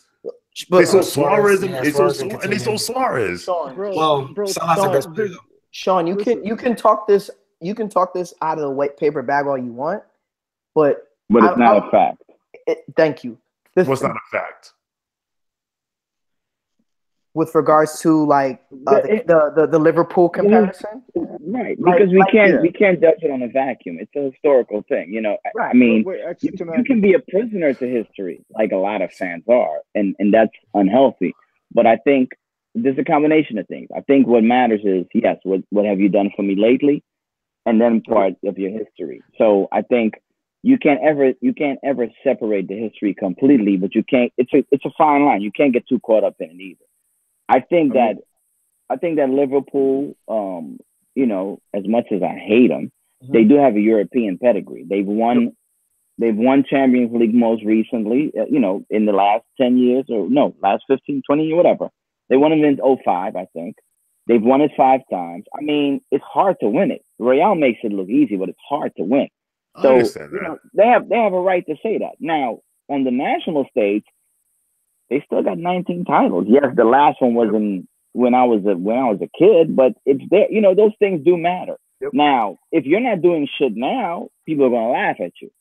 So it's a combination. You have to do something now. And I think more so from the outside looking at what people are saying the Spurs is, you have to start building that legacy of winning things. And I think that's really what it is. It's the way they say it that irks you, I'm sure. I get it. But I think if Spurs are to be in that category, then you have to start building that legacy. And it's just really hard because of the landscape we're in now. But I do agree they have to win something, not because I think it invalidates everything, but because I think it validates everything. I don't think that if they don't win that, they're shit. Hold on. I think it does matter. I want to respond something. I think Sean, wait, hold on a second, man. Sean, you gotta be honest with yourself. What's the end goal for y'all? What do you want at the end of the day? Do you know what I want? What do you want? Personally, me, top 4. I want to win the league. Okay. So it's got to start somewhere. But what I'm saying is, with us winning the FA Cup, is it going to be the reason why we win the league? Did Leicester have to win the FA? Did Leicester have to win the FA Cup to win the league? Like, no, Arsenal had to lose the league for Leicester to win the league. I mean, it's two different. Arsenal didn't lose the league. You never had the league. You never had the league. Sean, whether you want to look at Leicester as an example or not, Leicester's not playing for top 4 consistently. You are. Well, time out. Right. I just want to speak Leicester. John said literally that if they finish top 4, they move the goalposts. So you have to do this. But they do that with everybody. Precisely. Move the goalposts. Why would you complain about that? You know, this is what comes with the territory for top 4. Yeah, everybody gets the goalpost moved because it's 100 points. You didn't go undefeated. Right. 100 points. You didn't win the Champions League. So welcome to the top 4. This is top 4 criticism. Literally. So if you don't want to be up here, go back to middle of the table where you've been for the last 27 years. First of all, I don't believe that. Yes, everyone gets criticized, but I don't believe that the shit that people say about us, like stop the woe is me. This pity party sounds. Now this is woe. Now you're going woe is me, Sean. Yeah. You can't get woe is me. You gotta stop. Like you either own top 4. Wait a minute. When did this become about top 4? I didn't complain about top 4. No. This is yes. Listen, Sean. I asked you what your end goal was. I said winning the league. Yes. Okay. Yes. So in order to win the league, like I said, you pointed to Leicester. And I said, fine, you could point to Leicester, but guess what? They're not competing. No, what I'm saying is they're not competing. I reject this idea that Spurs have to win the FA Cup in order to be successful. That's what I reject. Well, that's what I reject. Sean, whether you reject it or not, all I feel like is that with Spurs right now, they're gonna have a new stadium. Outside of getting a new stadium, there's a little cloud that's looming over them. And that is, Spurs is a great club, great facility. let's never forget why Kyle Walker left and why Danny Rose blew something up with y'all. And that is, hey, y'all not paying dudes. So if you really want to talk about this EPL title you want, y'all gonna have to like make sure like y'all not winning, y'all not like just staying in the top 4 for nothing. See, when a nigga who comes, when a nigga who I know for the team that prints money, it tells me about spending money. I know what you're gonna say. No. Sean, listen. Spending is not just about going and buying guys. Spending also means like, yo, the guys you have, they deserve raises. Period. We can't like pay. The court. I don't want to hear that we can't pay it. No, hold on, no. I don't want to hear it. George, again, the dude that roots for the team. I don't want to hear that. Prints money is going to yell at me about. Don't say that because Sean, if you want to talk top 4, if you want to talk top 4, and you want to talk future winning EPL, yo, this is big boy conversation. George. Am I wrong? George, am I wrong? I'm going to explain something to you.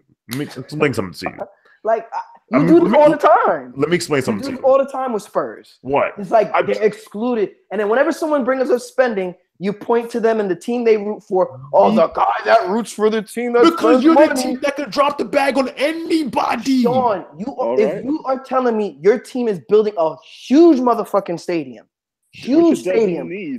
Like you guys are dropping bank on a stadium that American football teams are about to cook in. Okay. In addition, y'all building hotels around it. Y'all not doing this for nothing. You're not doing this because you're nice. George, are you done? Are you done? No, I'm not. Because I'm calling you out on this. Because right now you're going, woe is me on Tottenham. No, I think you're missing the point, Sean. I'm not allowing you to do that. Hold on. No. When it comes to money, I understand the woe is me stuff. I understand that maybe I'm a little salty about how we are perceived in the press. I do think there are people that cannot wait to point to us and say, you're just a small club, whatever. I will not accept from any of you motherfuckers, especially the United fan, telling me about we need to spend money. And this is why. Sean, your players are underpaid. What are you talking about? I'm going to explain. Okay. Everybody on the phone. Do we have the money? Okay, George. I'm talking about United. George. Will anybody tell me it's a lie that Tottenham players are underpaid? George. Okay. Huh? Tottenham players are underpaid. Thank you. And that's from an Arsenal fan. George. Yo, you know what's funny? Lingard is trash. George. Lingard is trash. All right, George. I'm muting you because you're not cooperating. All right.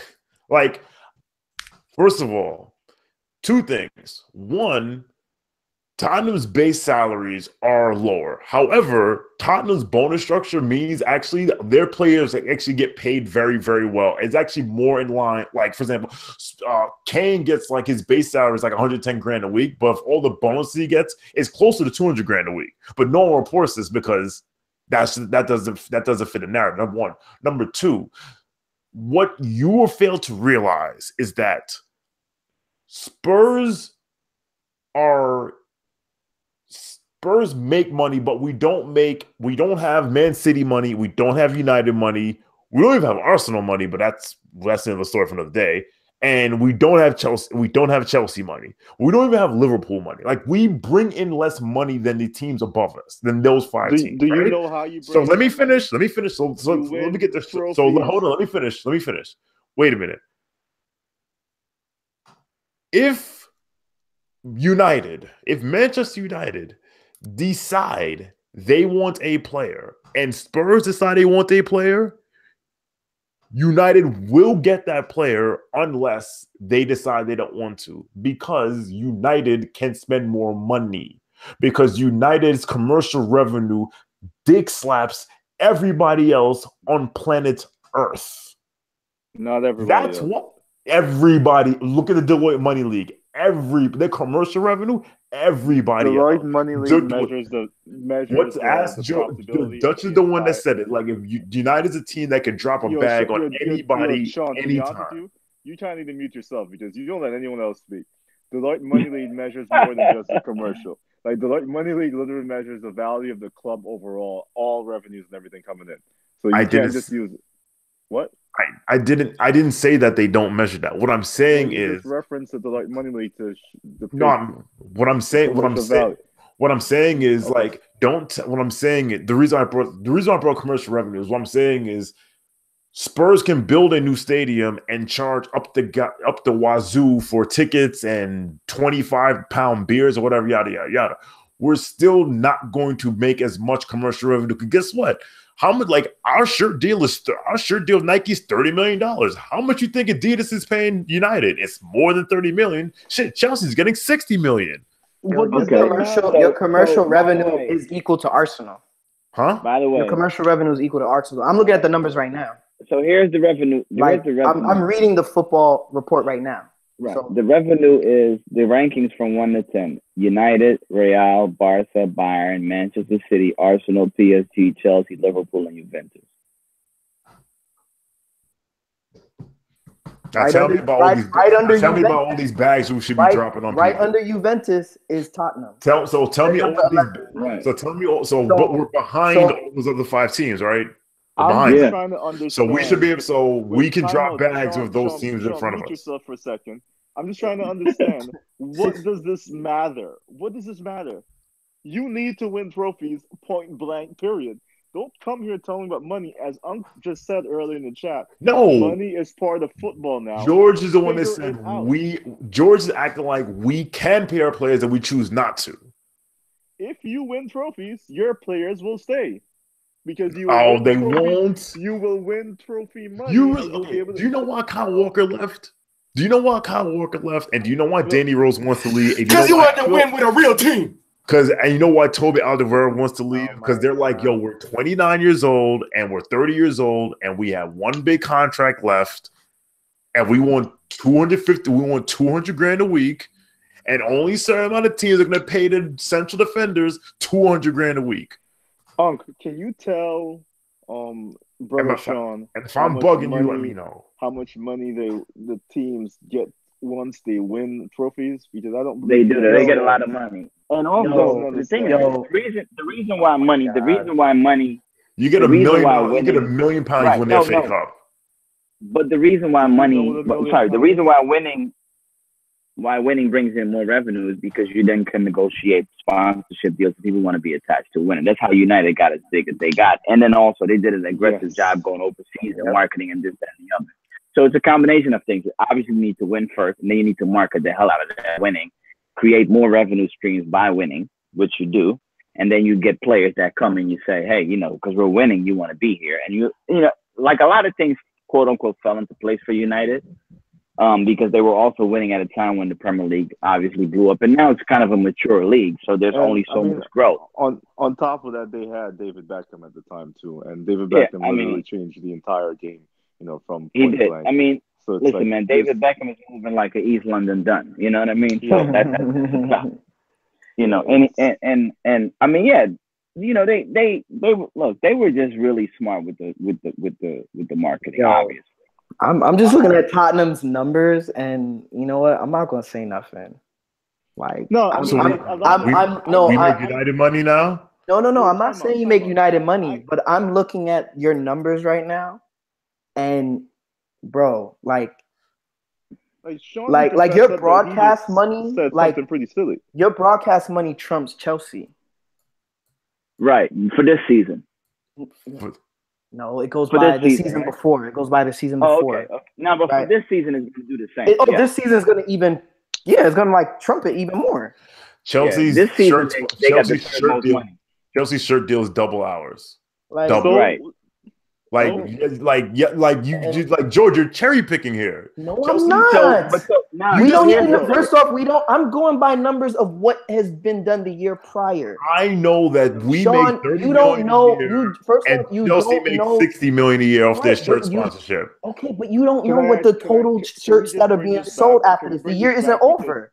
The report hasn't been put out. Dude, I'm just going off of the numbers that we have from as of. Don't shut me off. I'm reading the numbers. George, who do you think sells more shirts worldwide? Spurs or Chelsea? Who cares who sells more shirts worldwide? Oh my! Wait, I'm just tired of the whole I'm just tired of the whole poor woe is me thing. We can't spend money, and I'm looking at these numbers, Sean. George, you're cherry picking. I'm not. Oh my God, yo! Listen, you know what? Right? You know why you're cherry picking? You know why you're cherry picking? Right, I'm cherry picking, Sean. You're right. I'm picking on Tottenham. Y'all can't spend money. My bad. See, you're just being a dick now. Now you're being a dick. That's what you want. No, you're being a dick. Here's the thing. I'm presenting a counter argument. This is why you're being a dick. You're telling Tottenham doesn't have the spending power that United does. That's like we all know. And I'm not trying to say they do. I never said they do. Right. I'm just saying that they just have to. They could do more. Exactly. Right. They could do more. Yeah, I agree. They could do more because right now we're having the same argument that Arsenal fans used to have. So no one knows how much we make, but no one knows how much we make, but you know we can spend more. No, listen. First of all, Sean, y'all pulled in 219 million euros, which is. I just need y'all to stop talking because none of this matters. The question is, does Tottenham need to win trophies to be relevant? And the question is, yes. Everything else that you're saying, Sean, is a fucking excuse. Why trophies you can't or win championships? Well, I mean, they reward championships with trophies. I mean, you can call it whatever you want. What I mean is, like I said earlier, winning the FA Cup is going to change. Think of everything I just said earlier about you win and then you market and it's in the third. Well, winning the FA Cup, if we win 3 FA Cups in 4 years, can we market that and then become this commercial powerhouse? Yes, you can. By winning the FA Cup 3 times in 4 years. FA Cup has its own TV rights. FA Cup, the patch on the FA Cup jersey, you also get revenue stream from that. You get the revenue from actually winning the cup. I mean, you get $1 million for winning the FA Cup. You get £1 million.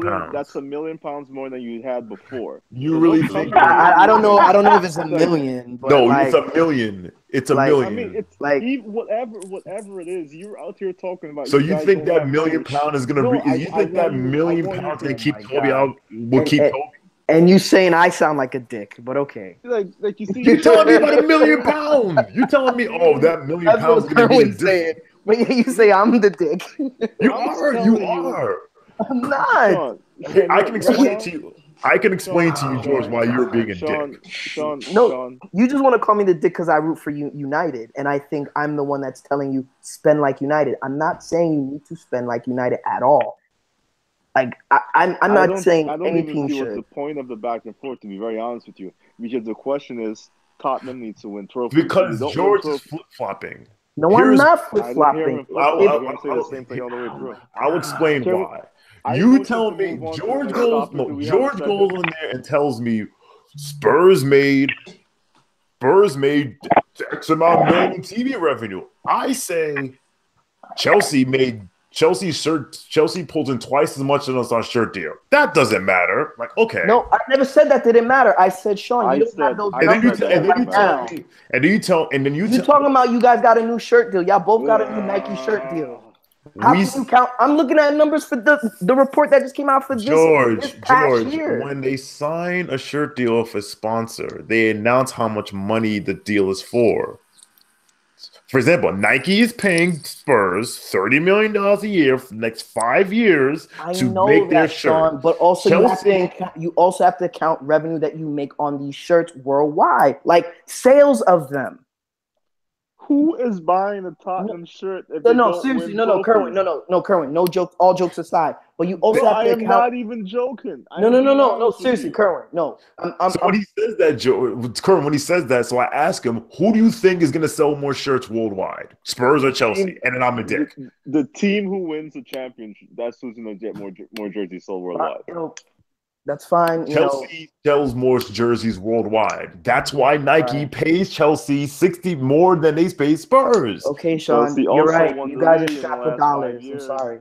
And the FA Cup, my bad. They have more. Their team is more out there because they have the rights to be promoted that way. They play longer game. I mean, there's multiple reasons why, but the primary reason is because they won championships. Agreed. Point blank simple. Yep. And that's why I think winning matters. because you can build upon that to push your brand globally. It's all connected. It's all connected. Like, look, man, Rajinder in New Delhi and Zhu Wan in Taiwan, they don't like United because they like United. They like United because United's winning.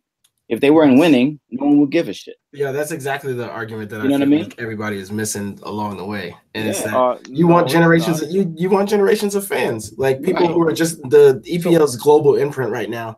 People care about the teams that are in the top. And if you're a team that's coming out on top, you're gonna build generations of fans. No one is missing that. We all said that. Sean just keeps repeating the same shit Thank over you. again. Thank you, Kerwin. Thank you, Kerwin. Thank you, Kerwin. We all said that. And he's muting people like because he wants to talk about, oh, you know why I don't think it's winning. And that's why they gotta win. Listen, like what? If Tottenham wins the FA Cup and then goes on to win the league, they're going to get more fans worldwide. That's just how it works. Of course. No one disputed that. Right. I asked a specific question. I said, like I said, if we win the FA Cup, if we won the FA Cup this year, would that keep Toby Alderweireld from leaving this year? The answer is no. Period. Only the league and Champions League would do that, in my opinion. Thank you. Or you matching his salary. One player leaves that was already he had leaving on his mind. Okay. Yeah, all right. I mean, look, this is someone's point. To be honest with you. Thanks. I mean, yeah. Does Kyle Walker stay? Yeah, you know, I mean, Kyle Walker leaves. Please move on to the next question. All right. Let's go on to the next question, please. Does Gareth Bale leave? Oh, yeah. No. Okay. No. Ultimately, you guys. You guys are douchebags. We're not even douchebags. No, we're not. Curl's a douchebag because off the rip. You have never won. You have never won a title, and you're out there telling me about the Caballero Cup because it's some sort of trash. Habanero Cup. You out here naming cups after peppers. You want a habanero and a jalapeno. Like, bro, win something that's of substance, and we could talk about something else. All right, don't come here telling me about. So the League Cup is not a trophy. I just want to make sure. No, it's not. Okay, that's not for live men. That's only for freshmen. If I ever hear, because if and when we go out of the League Cup next year, and if I hear any of you give me shit about it, I'm coming to your house and I'm smashing ice cream in your face. Sean, no one's gonna give you shit about it. If you try to win the League Cup and then you we're gonna have an issue. I will give you shit. Literally, I will. Sean, give you shit. I actually want y'all to win stuff. Like I really do. Listen, I would like to win the Champions League. I'm not hitting on Spurs at all. I'm only speaking like this because I act like y'all have ill potential. Like y'all have crazy potential. That's why I'm mad. I'm only saying this because I love you, right? Because I look at Spurs and I just be like, "Fuck!" Like, yo, they are right there, and then they're in the mix right now. Like y'all are more in the mix than anything. Like than 5 years ago. Like when they say top 4. Your names get mentioned off rip. Like y'all are getting mentioned. You gotta build on that. But exactly. But y'all got to build on it. That's all we're saying. But it's all different compasses of things with that when it comes to being in the top 4. I understand that. So we're not shitting on y'all because y'all penny. When I look at Tottenham, I'd be like, shit. That was it. I just see shit. So I mean, that's all I got. I didn't have anything else positive to say. I told you Colonel's a douchebag. But y'all looking up at them though. Y'all looking up at them right now. Trophies in our history. Huh? We got trophies in our history. And that I can't even argue. But Spurs was the first team to win the double. But so take that. Yes, the double. I've never even heard of that before. You've never heard the double? Nah. Okay. Anyway, you joking right now. Yeah. Now Stop it. Stop it. Now you trolling. Anyway, can we move on to the next? The World Cup is all I'm waiting for. Blue. Is Eden Hazard on Chelsea on September 1st, 2019? Is that a real question? Why are we talking about Chelsea? I had questions for all the top 4. Nah, I don't think so. Okay.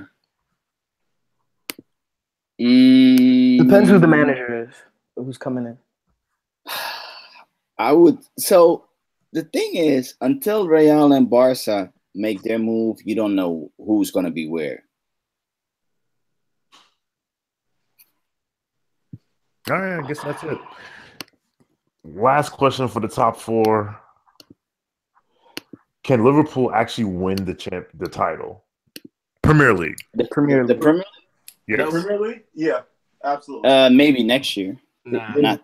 I don't know about next year, but if they make certain adjustments, and this is why next year. Can they win it next year? Definitely. Yeah, if they make certain adjustments in their back half of the field this summer transfer window, I mean, you know, why not? I mean, they've already added one dude already a year ago, but he's not in the league yet. He's about to join the league. I mean, I don't think they can. Who knows? Who knows? I think if they make, like, all I'm saying is if they make the necessary adjustments, you know, it could easily be game on for them. I don't think so because I don't trust Klopp to make the necessary adjustment. He only has one speed. They almost lost to Roma. Well, he goes fast and faster. Right, but he can't. And the thing about it is, he's actually he actually plays the way English teams used to play, but at a hyper speed. So if you can maintain calm in that, you know, you just pick him off. He's perfect. Like, he always gets countered, you know? I mean, if they beat Real, I'd be shocked. They're not beating Real. I don't think so either. I think Real's Which brings us to our next question. Who wins the Champions League final? Real 8-4. Wow. I really think Liverpool's going to take it, man. I really do. I don't think they can win the league. I don't think they can win the Premier League. They play down to bad teams way too often.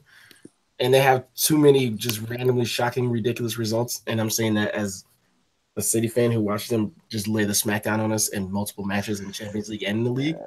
But I think they could win the Champions League final, man. So you gave reasons why they beat no one. You just said what they did. So tell me why you actually think they can beat Real.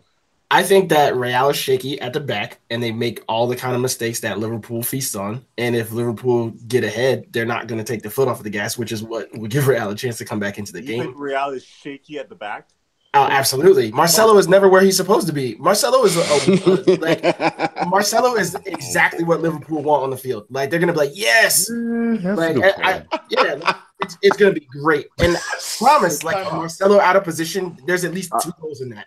With Salah, like, come on, man. Let's slow down a little bit. Yeah, let's slow down. I will agree with. Here's the thing. I will agree with Mike in the sense that their back half of the field in La Liga has been like shambolic. Yeah. I just think those dudes are bored too, though. And yeah, no, I mean, because they knew that Barcelona was so far ahead, they kind of just like, fuck it, we'll do see it. Right, and they kind of knew like certain teams they were playing in Europe, they were like better than. Right. You know, so like they played Juventus before, so they knew that they could beat them. I don't know. I mean, I'm gonna give it still to Real, but if Liverpool pull a shocker, you know, I'm not gonna be shocked because I've seen them look weak at the back. So, did you just say if they pull a shocker, you're not going to be shocked? Can we quote that? That definitely didn't happen. I'm glad somebody else. I was like, I don't want to be the one to point that out. If all I'm saying is, for those that want to be, language is George Barber using here? Anyway, for those that are going to be shocked by this, Liverpool, let's say they pull it off, I won't be shocked by it. So here, I'll be very shocked if they beat Real. I will be so shocked. I will be like, yo, I'm rooting for Liverpool next year. Listen, I will text you. No, actually, no. I want that on record. Somebody. No, it's recorded. It's recorded. Like, I want him to buy a Salah jersey and rock that, and actually watch Liverpool games the whole next year. Here's my thing with Liverpool. I think that a team can get hot and get on a run. And it obscures how bad they really are. Liverpool are not a good team. Absolutely not. They are a terribly composed team. They just, and of course, cliche alert, they score a lot, but they give up a lot. And if you think if you think about this logically, they're playing Real. You know, like they're not playing like Roma. They almost lost to fucking Roma. You listen, I'm old. You want to do old results though? Because Spurs beat Real in group. No. I'm saying Liverpool. That's a good point. Say it again. Say that what? Spurs is a better team than Liverpool. They're a better composed team. Yeah. They're a better composed team. Liverpool scores more. Yeah. But in terms of like being able to defend and attack, Spurs are a better team. And let me and one other thing. But the only reason I bring up the Roma thing is this. If you can't stop fucking Deco, who's slow, what are you gonna do against Benzema, Bale? And I mean, I just don't get. I mean, listen, unless that keeper, like I said, of course they can win. You know, they all get paid to play. They're great players. Salah is amazing, but it's Cristiano, man. It's Cristiano. It's Benz. It's Real. Disco. This would be I don't care what anybody says. Fuck the English media. This would be a shocker of all time. I don't give a fuck how many cups Liverpool won in 67. I don't give a fuck. This would be a major shock because these are the kings of the CL. Yo, listen, Liverpool beat a team that attacks with 4 or 5 in Man City. Real attacks with 12 people. How are they stopping those 12 guys? Including Real also attacks with the referee. Real also attacks with the referee. How the fuck are they stopping all 12 of those guys? Like, think about it. The goalkeeper passing out of the back is amazing. Their wing game out of the back is amazing. And then refs went the other way on a lot of calls. Yeah, okay. We can say they got Didn't you say Edison game. Was whack earlier? Oh, he was. No, I didn't even get it. Didn't you say Edison was whack earlier? I didn't even get in and address the Edison stuff. This is the issue that I have. Right. Under the tutelage and guidance of Unc and George, and just because I'm like, oh, we're witnessing greatness. Like Real is a team that's worth looking. They could go back to back to back, and UCL just unheard of. I started watching a lot more of their games, and I watch their games, and I see exactly the kind of stuff that Liverpool feasts on, which is position. Right. And Casemiro is having a cover for Marcelo all the time, and they're gonna leak the goals, man. And like I think it's hilarious. Like they're attacking with 12, like all that kind of stuff. Cool. I just don't think it's gonna be a blowout like everybody's saying. I really think Liverpool has a real chance to win. Actually, Mike, pause for a second. What position do you think Marcelo plays? Marcelo plays wherever the fuck he wants. That's the problem. What position do you think he plays? So Marcelo, what is he listed as? Or like he plays left back, left forward. He plays wherever the ball is, wherever he wants to be. Casemiro plays his position and his own. So Casemiro's playing defensive mid and left back because Marcelo goes where he wants to go. Okay. So you're telling me that the left back position is usually open because Marcelo's playing hold-in midfield, or he's attacking the goal? I'm saying that if you watch Real games, which I've watched many more of, and I'm not going to go soccer knowledge for you. You've been watching way longer than I have. I'm not going to do that whole thing. I've watched plenty of times where Marcelo, where he should be, he's nowhere near there because he's basically in the goal. He's in the other half. He's an auxiliary attacker. Yeah. This is literally the product of you watching Pep Guardiola's style of football. This is what this is. Because you're assuming you're not even letting the man because you are running this game as if you should not leave that square. What does that have to do with Pep? That's a Pep thing. That's a Pep thing. Stay in this space. You're supposed to be here. Don't. Yeah. The center defensive midfielder, the holding midfielder, he can rotate over to cover that spot. He should not be ever playing center back, in my personal opinion, but he should be able to roll over to play that left back position. I'm also about what that has to do with Marcelo being consistently out of position, and what that has to do with like some narrowness that you're accusing me of based on. They don't play the same system, so again, yes, yeah. So what? So what's your point? Because that's not what I'm suggesting. Real does not play a positional game. I mean, I don't think they ever have played a positional game. The other guy that was back there, Roberto Carlos, he's always in the front half of the box. That's how come they play. That's how they play. No, but the thing is, but here's the thing. I think that the actual, in my opinion, what is going to win or lose the game for either one of those teams is, can Liverpool press Toni Kroos? Because Toni Kroos playing in front and spraying the ball all over, initiating attacks. Mm-hmm. What is he going to be able to do against that press? Because I think that's what they're really going to try to do. They're going to, because that's what they do. They press you high. So are they going to go long over the top with Cristiano, with Bale, with Benzema? It's going to be interesting, because I think that's really going to determine the style of play. I'm not so much worried about Marcelo, even though I think that Mike makes a great point. He is out of position a lot, but that dude is still fast. You know what I mean? He recovers. Styles make fights. Yeah, and I just think that they just it's kind of one of those things that I don't think they like it, but they just live with it. It's like what game was that? He makes a mistake, they go down 1-0. Motherfucker comes back and scores like a world-class goal. I'm like, what the fuck, Yo, I don't think Marcelo's out of position, personally speaking. Well, no, it's not that he's out of position. It's the fact that he's full a lot. He needs the space. And he doesn't track back. 40 doesn't track back fast enough. Right. He definitely tracks. Liverpool feast on that space, man. I know you're watching these games. He's not tracking back like he used to. Mike is right. Yeah. The minute you're forward, next thing you know, they're behind you. And it's 3 versus 2. And listen, you do got the king of the red card, Sergio Ramos, back there. Yo, is Pepe still back there? Nah, Pepe is dead. Oh, Pepe is gone, bro. My man went to Turkey, dog. Istanbul or some shit. Yeah, he went to Besiktas. But having said that, in my opinion, Liverpool ain't keeping no clean sheet, man. This is going to be a shootout. Styles make fights, and I think that I see where Mike is coming from. You leave, if you leave space open, Liverpool will go from yes. I see Liverpool going up 2-0 in the first 30 minutes and losing 3-2.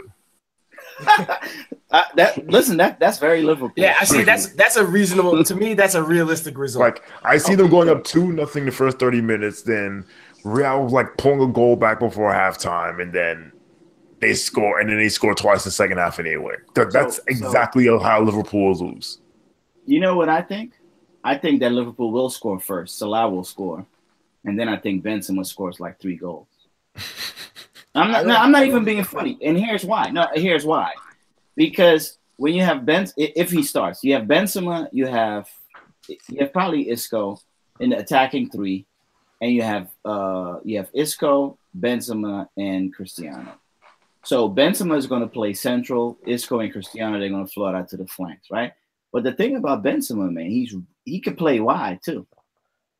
I just don't think that they're going to be able to contain him. I think he's going to have a really, really good game. And if they bring in Bale, I don't know. I just don't think defensively Liverpool is that good. But neither is Madrid. So when people were laughing, obviously I was being funny. But 8-4, man, look, it's not that crazy. It's not that crazy. These motherfuckers have given up 4 goals before. Is the shittier teams. Say that again. Is Lovren playing? Because if Lovren's playing, 8 goals is possible. Of course he is. Yeah, they can't give it. Who else? Yeah, they got to play him. Yeah. And let's not forget that they got 2 young players on the wings. Yeah. Look, man, this is I know it's Real. There's a cat that I know. He's a Colombian dude, and he always has this thing. He talks about la camiseta, and he says the shirt. In big games, the shirt. Yeah, there's something about Real, man. Because look, I can't even put my fingers on it. Yeah, they have a lot of great players, but they really have no discernible tactical system. It's just kind of like, yo, you niggas are better than everybody else. Just go out there and play. And they play counterattack too. Yeah, and they do, and they play, and their whole thing is yes, you're gonna score, but we finish at a higher rate than you do. Mm-hmm. and I think they do, man. If Liverpool doesn't finish as well as, I mean, they can score, man. But yo, that's Real. You know, until Real is Real until they prove me otherwise. You know what I mean? True. So, all right. Last question. Finally, the World Cup preview. This is what Kern's been waiting for an hour and 59 minutes. Yep. All right, so I have the groups in front of me. I think the USA is in a great group. Yo, that actually kind of hurt, man. I don't know how I feel about this. All y'all American motherfuckers rooting for other countries. I'm out here having to select randos. I mean, Jesus Christ. All right, so Group A, we have Russia, Saudi Arabia, Egypt, and Uruguay. This group is sneaky tough. Say it again. Actually, no, it's not. Russia, Saudi Arabia, Egypt, and Uruguay. Oh, I mean, Russia, I think we can all scratch that one right there. They stink. You know, they're trash. But then again, listen, this is the home country, and you know how, like... Nah, man. Nah. You want to talk about playing against the refs. Nah, bro. Listen. You want to talk about... South Africa couldn't pull it off with that nonsense. Trump era. South Africa this is Putin, dog. Dog. They not getting through, bro. Nah. If they do, I'm not watching this World Cup. I'm gonna stop. So I'm guessing we're picking Egypt and Uruguay. Yeah. All right. That's what I'll go with. Group B. Portugal, Spain, Morocco, and Iran. Portugal, Spain, Morocco, Iran. Yeah. Carver, can you mute when you do all that moving around? Because we hear everything. That goes to Portugal. So and Portugal and... You said Iraq and Morocco? Portugal and Spain? Yeah, Portugal, Spain, Morocco, Iran. Portugal and Spain go through. All right. Group C. France, Australia, Peru, and Denmark. This Peru and Denmark. This group is sneaky. Say it again. Peru and Denmark. You're bugging, dude. Get out of here. This group is sneaky tough. I'm sorry. Say the countries again. France, Australia, Peru, Denmark. It's France and Denmark. France and Denmark. And Peru are going to come out of that one. That is actually a tough group. That may be. I got Peru and Denmark. Yo, Doug, stop. You really need to stop. Like Deschamps masterclass confirmed. Listen, man. Deschamps disaster class impending. Then let it happen in the round of 16 or the quarters. Man. Yo, you guys are gonna learn, man. I will say this in your defense, Dutch. Every year, every World Cup, one big European side flames the fuck out. Last time it was Spain. I think the time before that it was. This happened to France in 2010. Yeah, listen, man. Actually, I'm just here. Was different though. But yeah, exactly. This is. It was different. It was different, but it was the same as 2002. They do it every other World Cup, man. I don't know what to tell you. 2002. 2002, they disaster class. 2006 was better. 2010 disaster class. Whoa! 2002. No, 2002. That was. Isn't that the headbutt? Yeah, they flamed out, and everybody was hurt. Yeah, 06 was the headbutt. 2010 they flamed out. 2014. 2002 was not a flame out year, dude. They lost, bro. They lost to Senegal. They got kicked out of a group with Senegal and Denmark. They didn't make it out the group in 2000. I was there. Yeah, I was there. I was like, holy shit. Zidane is like limping around. Everybody was just dead. Right. That was the injury year. You're right. Yeah. Everybody was dead. Yeah, and they had Deschamps' brother coaching. This is going to be a disaster class. I'm telling you. They finished 28th. They won it in 98. 06, they runner-up. That was the Zidane headbutt. Yeah. 2010, they finished 29th. That was the Nicolas Anelka mutiny. Yeah. Yep. And Patrick Evra and Nasri. Patrice Evra and Nasri. But the coach is an idiot anyway, so they were right. In 2014, they made a quarterfinal. Yep. But anyway, yes, every year there's one European team that flames out.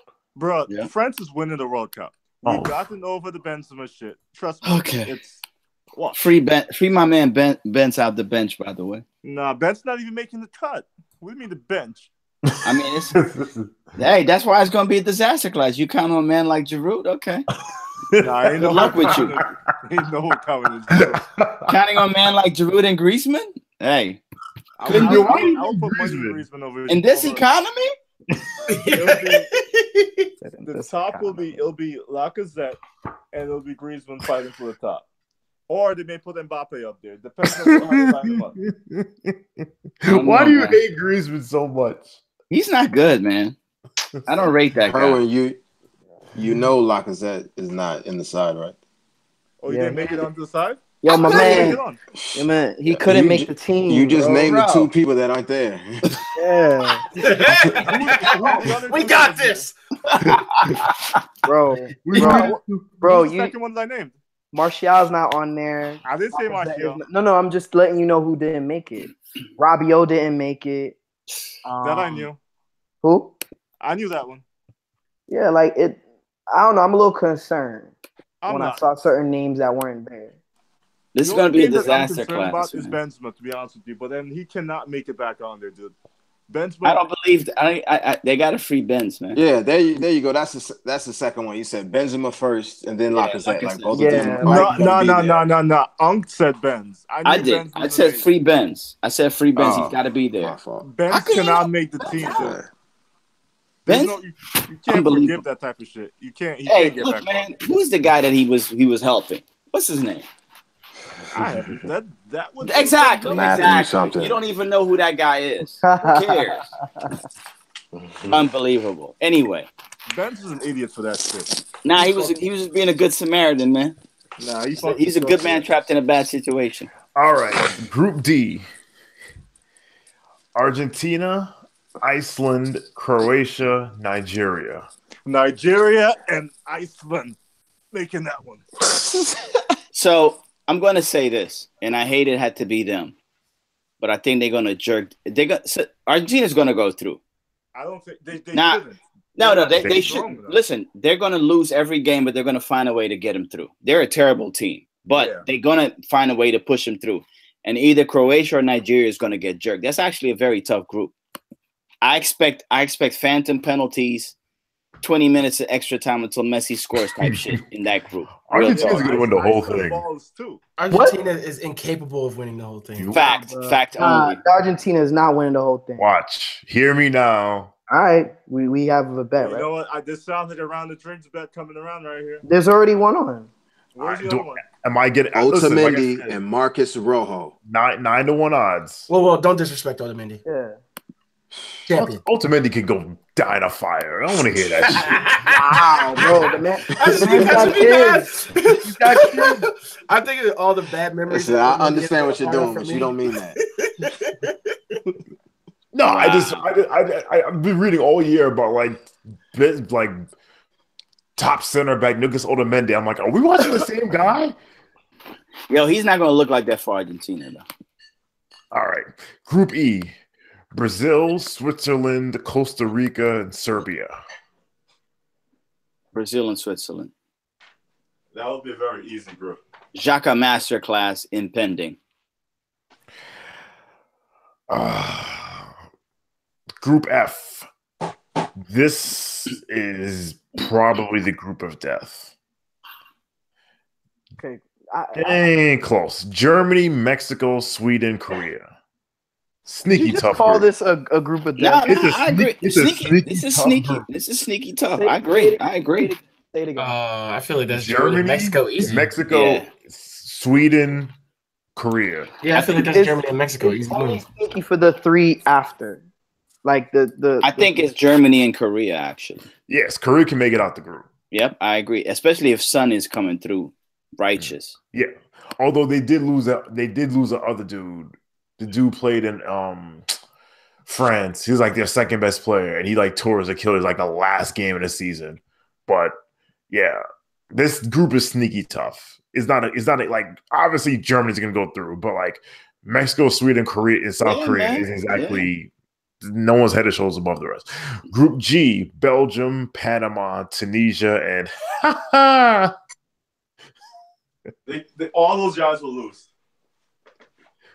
You can guess who the laugh is for. Belgium? No. I named 3 teams, and I laughed for the 4th one.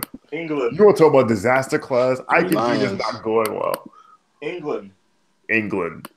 Oh, I got Belgium and Panama. You know, I actually want to see England go through so I can hear all the English fans talk about how great they are and win the World Cup, and then they lose. That's the joys I have. So I'm rooting that England makes it out. Because the look at their faces when they get knocked out is the greatest thing in the world.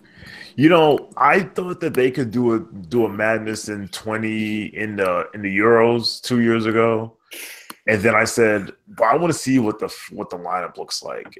And then when they put the lineup and they went 4-3-3 with oh my god, Sterling, Kane, and Vardy up front, I was like, they fucked it up. Yo, Unc, what was the year that they were like this close and then Beckham went and roofed that penalty and knocked him out? Yo, that might have been 02. Was that 2000? That I literally that was 2000. That was Euro 2000, right? I thought that was the World Cup. You sure that was Euro? I thought it was Euro 2000. David Beckham missed penalty. Or was that 98? Euro 2000. Euro 2000. Euro 2004 qualification. Nah, it wasn't qualification. It was that was against Argentina. Yeah. Again, that was the World Cup. That was 2002. No, it wasn't 2000 because they lost to Argentina. It must have been 98. All I know that 98 he got kicked out of the game.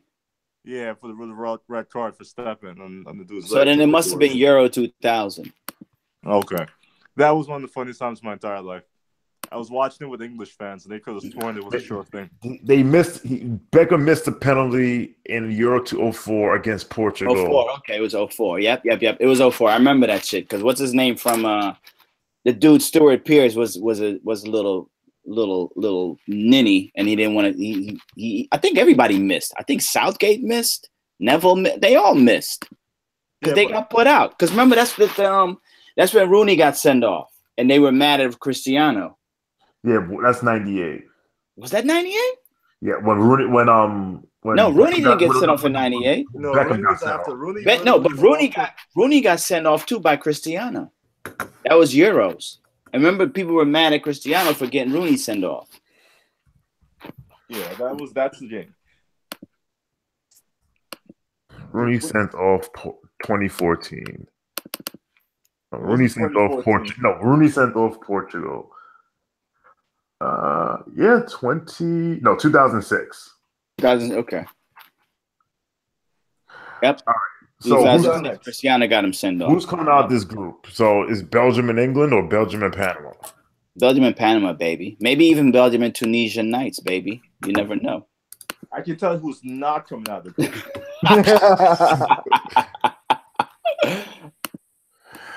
And last, Poland, Senegal, Colombia, Japan. This is going to be all African, Latin American. I think all the Africans are leaving Group 1. They're all coming out of it. Oh, Senegal and Nigeria, huh? You don't think so?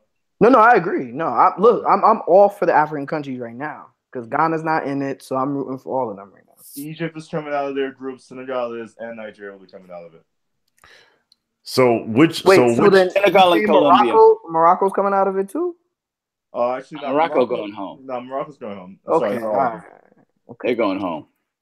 Thanks, but no thanks. Yeah, Senegal and Colombia out of that group. Hummus masterclass. James Hive. I've never hated a player more than James Rodriguez. I lie. I hate players more than James Rodriguez, but yeah. Why? I don't rate him, but I think he's going to do well this year. He came with too much hype when he never delivered on it. Yeah, he was just okay. Granted, people say it's the coach's fault, but I don't know. He never delivered on it for my 1-1. And he had a disaster class against Real. Yep. Did he? Yeah. Underrated. Yep. Nah, I don't know. He gave that ball away that led to that one goal. Then he got sent. Then he got taken out of the game. Oh yeah, the what you call it? Yeah, when they were at Real, the second leg. Yeah, no, he kicked the ball out.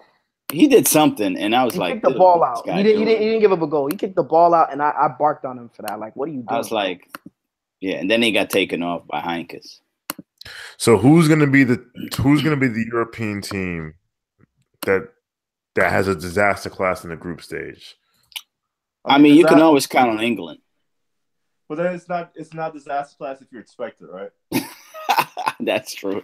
I mean, but the European teams are not really that great, except it's really Germany and Spain, and I don't think anything can happen. But do you think that Spain?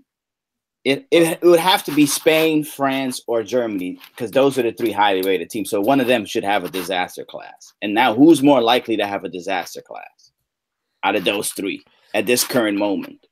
To be honest with you, who's on the Spain team? Oh man, Iniesta's on the Spain team. Yeah, Spain disaster class confirmed.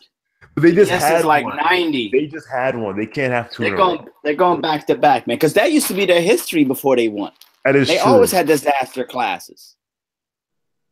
So maybe they just reverting to the mean, Maybe that was just like an uptick. Like that was an anomaly, them winning. They going back to who they really are. Yeah, let me pull up their squad here, because when I saw Iniesta, I was like, wait a minute, did I miss something? Okay. The World Cup is not the time to pay homage. Like, no, that man at home. Yep, that's a fact. Say it again. Only the USA has the right to do shit like that. Say it again. Only the U.S. national team has the right to do shit like that. To do what? To pay homage during the World Cup. But the funny thing is, they didn't do it the last time. They told Donovan to go scratch. Yeah. Long overdue. Bum. Yep. But wait, was Donovan even in the league?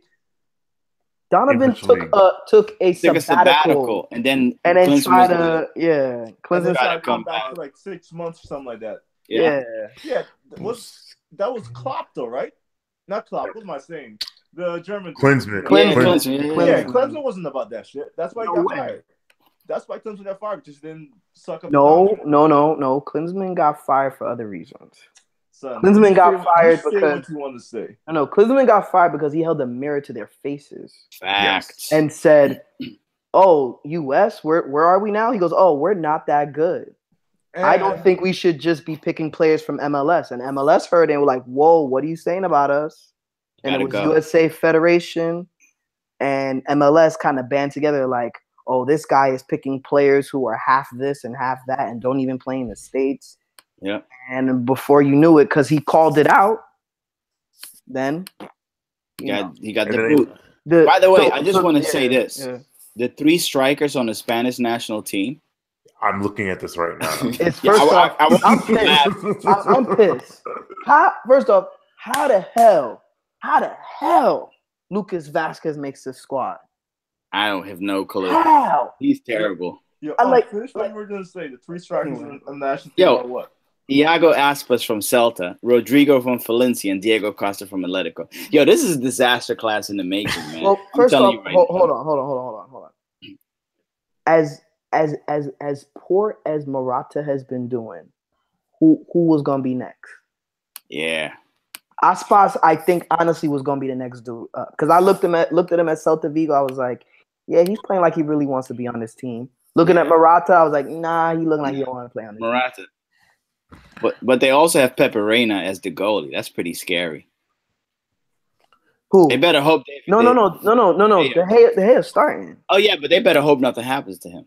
Yeah, but Pepe Reina's gonna play like he's like third string, right? Yeah, but you never know, man. Weird things happen. I expect a disaster class from Spain, though. I'm looking at the defenders. Jesus Christ. Yeah, poverty. Yeah, man. Hey, Ramos. Yo, you know what's crazy? How come no one is calling out the fact that fucking Daryl Piqué is a walking disaster class every fucking game? Yo, like, why do we not hear more about this? Why is my boy Marcus Alonso getting shitted on? Because he ran that woman over. Huh? Because he ran that woman over with his drunk driving. I would take Alonso. I would take Alonso over Monreal. Jesus Christ! Yeah, come on. Yes. Yes, bro. Yeah. The Monreal thing tickled me the most. The thing that was crazy to me is that they left my son Hector Bellerin off. I think they were jealous because he gets Fitz off. You know what I mean? They don't like his style. You know what I mean? They don't like his swag. And then To Bellerin. So who do they have at right back? Carvajal. Carvajal. Yeah, no, it's a Carvajal. Yeah, you're right. It's Carvajal and the other dude. Alba. No, Alba is left back. Oh, sorry. Yeah, Alba's left back. The right back is the I think they have Aspilicueta. He goes either side, I think, right? That's gonna be fun. Oh, that's gonna be terrible. Yeah, that's gonna be terrible, man. Yeah. But they're both better than Bellerin. I mean, I think Bellerin, all you got with Bellerin is that you got speed down the side. That's man. I think Bellerin. Listen, man. I don't want to get into more Arsenal talk, but that's another reason why they should have fired dude 10 years ago. He's been terrible with young players. Because Bellerin has all the right weaponry, man, to be a great right back. Can I make Bellerin cannot defend. Anyway, we'll leave that alone. That's the structure. Can I say something else about Arsenal? Yes. Just really quickly. Yes. Oh man, I forgot what I was gonna say. Oh yeah. Jack Wilshere isn't terrible. What? I mean, he's not terrible. He's just not good. He's just not, like I'm watching, like, especially the game against us. I've watched Wilshere a couple times. Like, you know something? I see why. No, I see it too. Hyped about it. He just can't stay on the field. No, his problem is it's not. He's not consistent with the good things that he does. Jack Wilshere has two major problems. One, he doesn't have. All right, so he has three major problems. One, he's English. Two, he doesn't have both ankles working at the same time. Right. One will go when the other one is good. And no, it's true. And three, he with the consistency thing, he's a nigga. Like, he does nigga things on the pitch that you have to sit back and wonder to yourself, yo, what the fuck am I missing here? Why did he do that? That is Jack Wilshere. So it's like you cannot have someone like that on your team. No, that's a fact. That's a fact. And we mean that in a colorblind way, by the way. Yeah, of course. No, I mean, like, I was watching him, I was like, I think I told you, Dutch. I was like, I think that Arsene wanted to find a reason to sell Ozil and keep Jack, because you can't have Ozil and Jack on it. You can't play. You can't have both of them.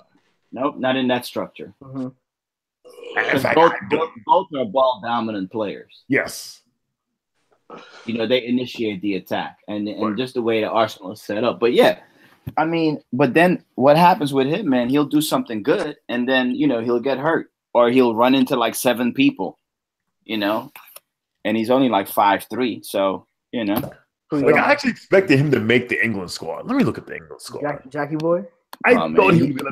Okay, I would have put him over Welbeck. That shit don't make no fucking sense to me. Yeah, Welbeck is terrible. Playing up top.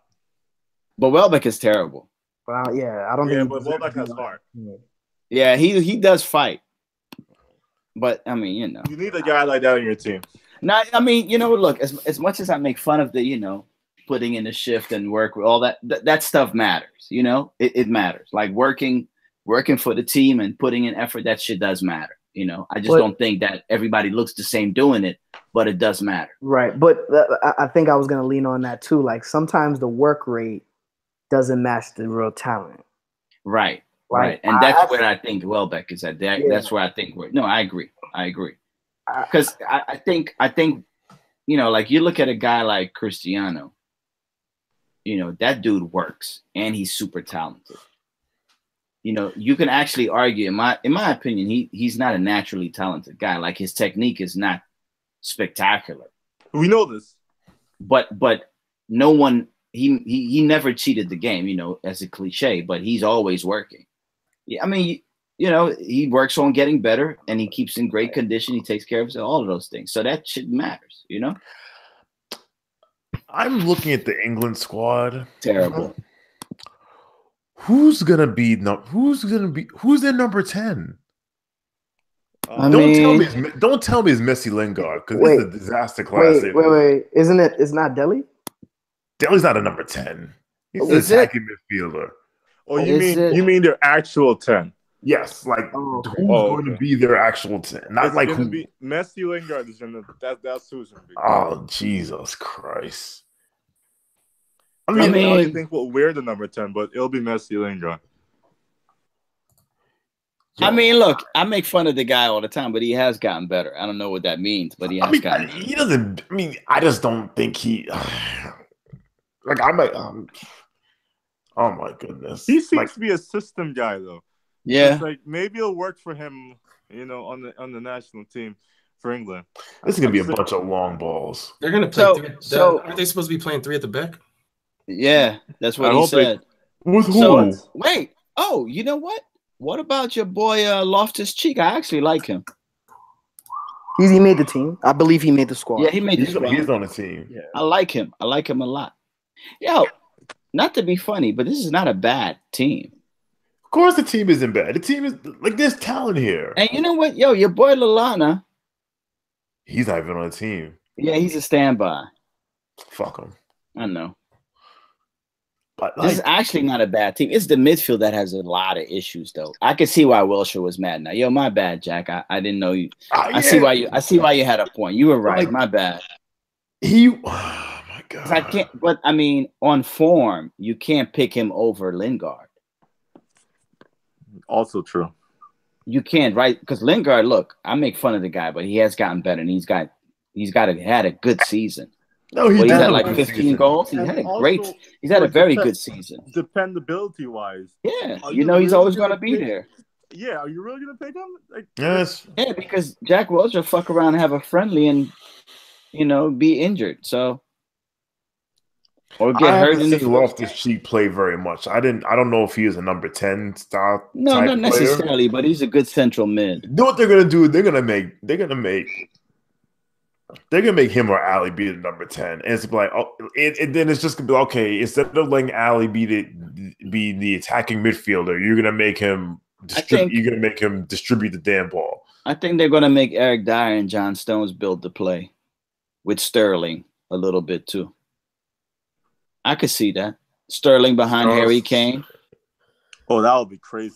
Yeah, no, that's what they're saying. They're gonna have Sterling kind of play the false 9. They're gonna have Sterling playing the false 9 like he plays for us. Yeah, Sterling can build the play. Listen, and then Kyle Walker supporting on the outside. That's not bad, actually. Well, if they do go through at the back, then that makes sense. Yeah, Walker and Walker and Stones building the play. You probably got who's your other guy on the other side? In the 3 or the 4? In the 3. It would have to be one of the Liverpool guys, or it would have to be one of the Liverpool guys or Trippier. Or actually, wait a minute, don't.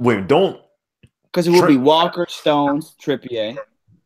But it depends on who you play, how physical they are in terms of their attackers. You're not going to have Trippier. Wait, Maguire made the team, didn't he? Why does Trippier touch the field? Trippier's going to be the wing back. He's going to be the wing back. That's what I think he's going to be the wing back. Wait. Trippier made the squad? Yeah, so you got Maguire, Jones, and Walker. Uh-huh. As the then back you three. got as the back three. Then in the midfield 5, you got Dyer, Loftus-Cheek, Messi, Lingard, Dele, and Sterling, and then Kane up top. Actually, if they're gonna play 3 at the back, they need to have Rose on the other side. It's over Trippier, right? But then but as your wing back. Yeah, as your wing back. Okay, so then Maguire, Stones, and Walker. Wait a minute, hold on. Because the way they had it last time in the friendly, they had Walker in the back 3. And then who's the other wing back on the right? Well, the other wing back would probably be Trent. I'm glad it would probably be what's the other guy? Who's the other? Trent? It would be Delph. No, it might actually be Delph. It might be Delph as the wing back because he's played that position before. That would actually make a lot of sense. Or they would put Delph in the midfield. Spurs last season killed when we had 3 at the back and we had Rose and Walker as the wing backs. Right. They were killing people. So I don't like Like, why wouldn't you put Walker back there? Yeah. Why would you put no? Yeah, no, but that would make sense if you did it that way. Yeah, that would make sense. And then you have Sterling on the either side of Kane, either left or right of Kane. Yo, John Stones made the club. Stones isn't terrible. I know he's not, but I mean, Stones is great. No, did he get starts this year? Yeah, I wouldn't go so far as great. Nah, Stones is a mistake waiting to happen. No. Stones is a legendary figure in the making. Wait, hold on, guys, let's take a step back. And our city friend even mentioned it himself. Yo, did Stones really get like burned this year though? Like no one's answering that. No, I said no. I told you no. Yeah, no, he was hurt. He never got back on the. He never got back on the field. So what other center backs? What other English center back would you pick? I don't know. I mean, Maguire and Stones are kind of all they got.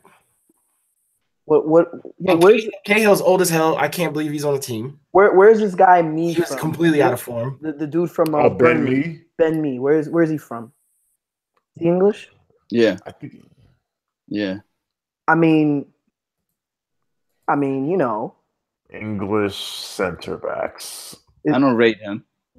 You don't rate him. No, I don't rate most of these guys. You know I know. Yeah, right. Uncle's ratings are very debatable. Let's see now.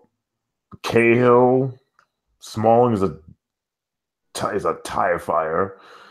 Dyer can play center back, but you don't want him to do that. Ryan Shawcross, whoopee. Phil Jagielka 70. Nah, man, these are guys. These are not. What team are you guys? No, I'm just looking at English center backs. Oh, yeah. I'm just Google, like who's available? Phil Jones, no. Oh, they have John Terry. That's funny. How about my son Callum Chambers? Where is he? Oh, he's Arsenal, right? Yeah, he's alive and well. Ryan Bertrand, whatever. Anyway, this podcast went off the rails. Phil Jones made the squad, by the way. Listen. And so did Ashley Young. Listen. Let me tell you something right now. If you see Ashley Young and Phil Jones on the field in an English shirt at the same time, just wait, no. Oh yeah, you're right. They did. I'm just saying, everyone needs backups. They're not gonna play. Phil Jones is only 26. He seems 40. Yeah, he's a let's not talk about him, please. All right. Anyway, listen, guys. Thank you for joining. Thank you for hopping on and discussing this. Like I said, this is always one of my favorite shows. It's really, really, really, really fun to do. Anything you guys want to plug? Sean, I love you. You know, we had a heated moment just now. You know, I know. Still my good. Boy. You know, Sean has a Me Too moment. Listen, Colonel, man. I'm gonna leave that in there, and I'm gonna send this to your boss. All I want to say is this, man. Prepare for disaster classes all around this world. Yeah. These are early, but I'm down to watch some of those World Cup games since I'm not making it to Russia. Yo, I'm with it. Let's make it happen. I'm with it. I gave up drinking for Ramadan, though. So. Yeah, I'm definitely coming to kick up the squad this summer in New York. So. Yes, sir. Yeah. Yes, sir. I mean, but no one said who they think is going to win the World Cup, though. I told you who I think is going to win the World Cup. Who do you think? I got Argentina. No, they're not. Oh my God. Yo, who you got? I got Belgium. So Sean has Argentina. Who you got, George? And I'm writing this down. It's right now. It's a tie between France. Now you got to pick one. Listen, it's not that simple though. It is. Though. The man has to pick Nigeria. That's his home country. Yo. This is last time. Stop, man. Easy. I will go with France. I'm gonna say Germany repeats. Yo, yeah. You know what? I take that back. Yes, Germany repeats. That's what I'm gonna go with. Germany repeats. That's France, which is known. It's not even a question. I'm gonna say Germany repeats in an Ozil master class. Mike, who you got? I got Belgium, man. That's different. I didn't expect that. Yeah, I got Belgium. That's who I respect it. Yo, if Axel Witzel's heavily involved, then Jeez, Yo, I'm telling you, man, prepare for disaster classes, man. Hey, Carver. Spain. Carver, bruh, what happened? What happened, my French brother? I think they're gonna win it. But you root for France. Doesn't mean I can't think they're gonna win it. Bro, that defines a whole lot for being a fan. You know what? Let's move on from here. We'll speak differently. We'll speak offline. And we're gonna wrap this up. Thank you guys for hopping on the show. Yes, To everyone's listening, if you like what you heard and you are not a subscriber, please subscribe to 5 Questions via Apple Podcasts, Google Play, or your favorite podcast app. You can follow the show. You can follow us on Twitter at 718_. You can like the show. Please like our Facebook page, facebook.com/718. Follow us on Instagram at 718_. You can follow me on Twitter at Sean with a W_. You can follow George on Twitter at Black Bruce Wayne. I'm not locked. And he's not locked, so he's not private. You can follow Dutch on Twitter at Dutchy Flair, DUTCHIEFLAIR. You can follow Mike on Twitter at Dr. Mike Will, and you can follow Carver on Twitter at DJ Carver the Great or Carver the Great. I never remember. Carver the Great. Carver the Great. And Curran doesn't have Twitter because he's a flip phone. So if you just want to follow him, just follow me. So for these fine gentlemen, This is the best line of the whole show. For these fine gentlemen, I'm Sean Hardy. Thank you for listening. And this is it. Cheers. In 2 hours and 35 minutes and 40 seconds. But it's all love. It's all if you cut the Arsenal talk, we good. Yeah. Well, if I cut out the Arsenal talk and me And and if you George cut you and George going back and forth, we can get it down to like 2 parts of like 50 minutes. We'll see. We'll go up. Do not cut the Arsenal part. That was a great story. The Arsenal part can be its own section. Yeah. Facts. Yeah. Definitely. We'll try to get Henri on next time, all right? Please do. Yo, that's a must. Yo, I thought Mourinho was gonna be a guest on here, yo. Sean, you said it was gonna be popping, it was gonna be epic. We started talking about Mourinho and then you was late. Oh, damn. Listen, we can talk about Mourinho right now. It's still recording. Damn. Oh, well, you guys know how I feel about that loser. I just think that Carver was eternally optimistic. So he wants to believe that Mourinho will turn it around, but a leopard doesn't change his spots. Like, he is who he is. This way how he's played has brought him success his entire career, so he's not going to change now. And honestly, Dutch, you made a good point earlier about... Hold on one second, fellas, but go ahead. You made a good point earlier because someone had said how he's a defensive manager, and Kerwin had said, well, he wasn't like this at Real. And then Dutch was like, well, he couldn't be like that at Real because that's what he had. That when you said that, that kind of clicked with me. Like, now that kind of explains his transfers at United, because he's like, all right, I'm just going to get offensive talent that they'll just be able to figure it out. So I'm going to sign Zlatan. I'm going to sign Lukaku. I'm going to go get Alexis. Like, yes, like you guys just figured out. Go ahead. And then it's like, why aren't you guys scoring? You guys are like the best in the world. I paid $90 million for you. Score. Which is the true sign of a truly defensive person, where they're just like there's no clue about any offensive game plan. Yeah, the ingenuity isn't there. Yeah, no, he doesn't teach them how to attack a defense. Like, he just relies on them to be who they are. Yeah, without any instruction on that part of the field, and that's not good. You can't play like that anymore in the modern game. You have to have some type of structure. You have to have some type of. You have to have different games, like 2-man games, overloads, 3-man games, trying like you know, you have to work on that. Like, you can tell, when Klopp or Pep or Pochettino, like, they attack a defense, like they switch, they make I don't know if Mourinho ever makes any instructions offensively. I don't know. I don't think he really does, like he does, because he makes substitutions, but there's no like. Everyone just stands around when we have the ball in the final third. It's so annoying. Right. Well, there you go. I mean, that's one of those things that we mentioned with Mourinho is that, like, you can't have your players doing that. Like, but again, when you got guys standing around, it's a lot of guys. That's where you start seeing guys who just don't have that creative juice as a unit to just figure something out. And like I said last season, all that running up the left flank or the right flank and having the ball cross in and dip in and hope somebody heads it in, like that's not.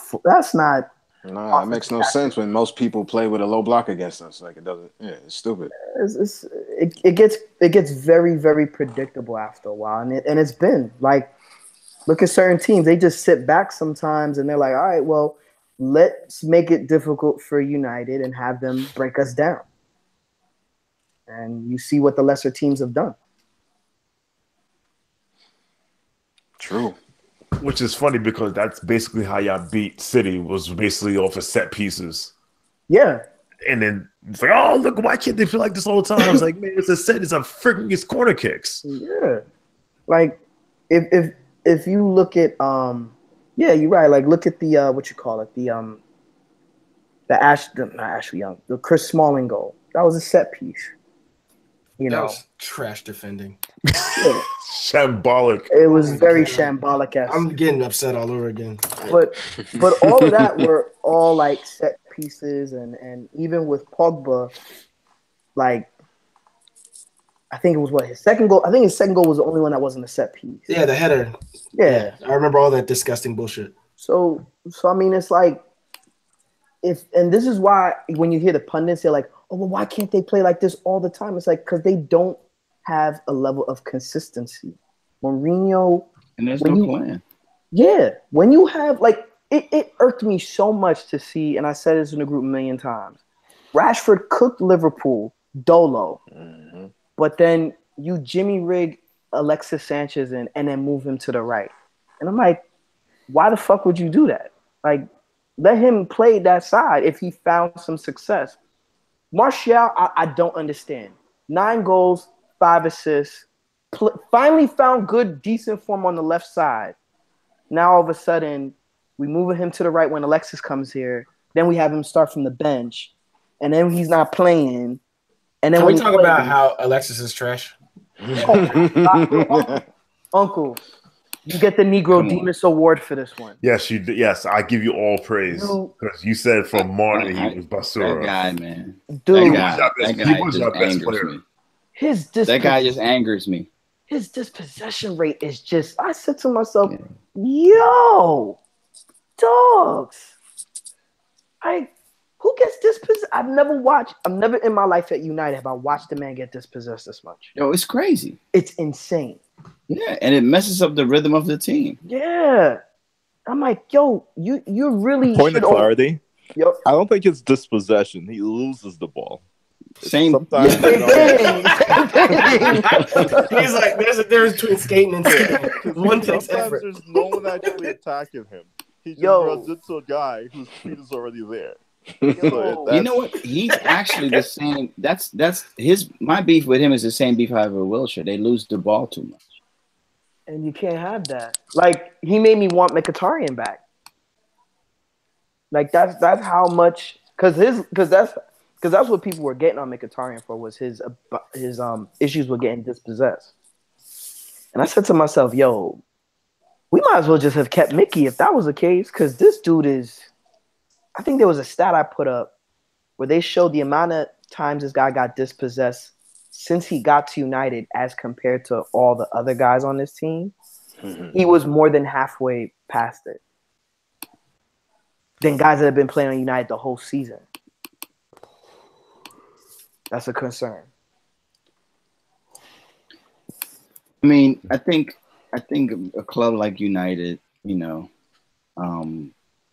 they have to, you know, after you lose a legend like Ferguson, you know, obviously one of the greatest ever across any sport, but particularly in football, it was always going to be tough to fill that void. But I think they also should have done what Arsenal didn't do and appointed somebody young to really take them to that next stage of the evolution of football with tactics, with the way the club is streamlined across the board, a really young, energetic guy, because it takes so much energy now to just be a manager. They need a director of football. They really need to revamp that whole thing. Have Ed Woodward do his magic with the money, because he's great at that. Find somebody to handle the football stuff. You know, really consolidate that whole thing. But they didn't do it. You know, but they still have time because they have the money. But that's really the direction that everybody's going to now. You not necessarily, you know, that they couldn't have gotten an established manager, but they just need to have the structure in place where it's really all about the football. Because the one thing about Ferguson that no one could ever dispute, with him, it was all about winning. You know, it was all about the football. He knew there was money being made. Of course, he wasn't stupid, but it was all about the winning. You know, and even in his last years, you started to see that he couldn't really handle the responsibility of still managing all of that together. Right. And you started to see some things where the roster makeup wasn't quite what it needed to be, but they still had that winning mentality. You know, but once he left, no one could keep that all together. Right. And you start to see the cracks, and you needed to revamp that whole structure to bring it into the modern game. And again, they still have the money to do that, but I think they really should have done that after Van Gaal and after Moyes, because that didn't work. They tried that other approach, so why do it a third time? You know, but United is such a big brand; they don't need a big name, because the name would have been made bigger by United. Because if you hire Nagelsmann or one of those younger guys and he wins, guess what? He becomes a legend just because he's at United. So he didn't need to be a big name, you know. But again, that's easy for me to say because I don't want $10 billion business or whatever it is, you know. So, but I think that's where it needs to be at a club like United. Man, it's gonna be some rough years, Carver. I'm telling you right now, it's gonna be some rough ass years ahead of us. We'll be all right. No. Stop saying that, bro. Please. I love you too much for you to be saying that. Because when the disappointment hits, bro. Carver, what's your definition of I? Top 3 consistently. Hopefully Champions League. I doubt it. I want it. You know, I'm always root for it. But, you know, let's be realistic. City is popping right now. And Pep just extended his contract. Like, it's about to be crazy for a little bit. So. But doesn't Pep in after year 3, he's like, I'm burnt out, I can't do this no more. We'll see. He already took time off. So, like, him and Jose, like, they're where they want to be. So, like, I think both of them are going to be there for a while. I just think that the demands of a big club make it really tough to stay on more than 5 years. I think we'll get 5 out of both of them. Yeah, I think so, too. But I don't think you're going to get 10 out of either one of them. Wait. You think you're going to get 5 out of who? Pep and Jose. Neither of those guys will be there. I think they're both going to stay where they are right now. Maybe Pep, but not Mourinho. Mourinho's not think so. 5 years. No. I mean, obviously, you and I are going to disagree on this, but that's what I think. No. I don't think they're going to fire Mourinho. No. He's going to fire himself, but they're not going to let him go. No. But, I mean, where is he going to go? He can't go to PSG. He can't go to Real. That's not our problem. That's not a problem when he goes after. No. But I'm saying, I think, and I could be wrong, but I feel like Mourinho engineers his exits only if he has another destination. I don't care about his destination. But I know you don't care, but I'm just saying, if there's nowhere for him to go, he will stay at United. And I don't think he's going to get fired because Woodard is just about the money. And if you don't get these wins, but you're going to get Champions League money. That's all that matters. And they're going to sell T-shirts. Going to sell shirts. You know, he just picked up a sponsor for, you know, the Carrington official hot dog. You know what I mean? Like, they they're going to stream some other shit. You know, they'll figure out who the Japanese official sponsors. You know, it's about the money. It's about digital entertainment. It's not necessarily about winning. So Mourinho might be pissing off the football people, but the money people don't care. You know what I mean? And like I said before, I think Ferguson was the type of dude to be like, yo, man, look, I know y'all getting this money, but we trying to win over here. Well, here's the thing, though, right? Mourinho's not going to be that guy. Well, here's the thing. The performance is tied to the money, though. Yeah, but if all they need to do is get Champions League, and they'll be fine. If United keeps getting Champions League, Listen, United was on TV. United got more prize money this year than City because they were on TV more. Mm-hmm. So That's United fine. don't even need to win the league. Listen, that's the problem with the game now. If you want to win, you don't have to, you don't need to win the title. You just need to be top 4.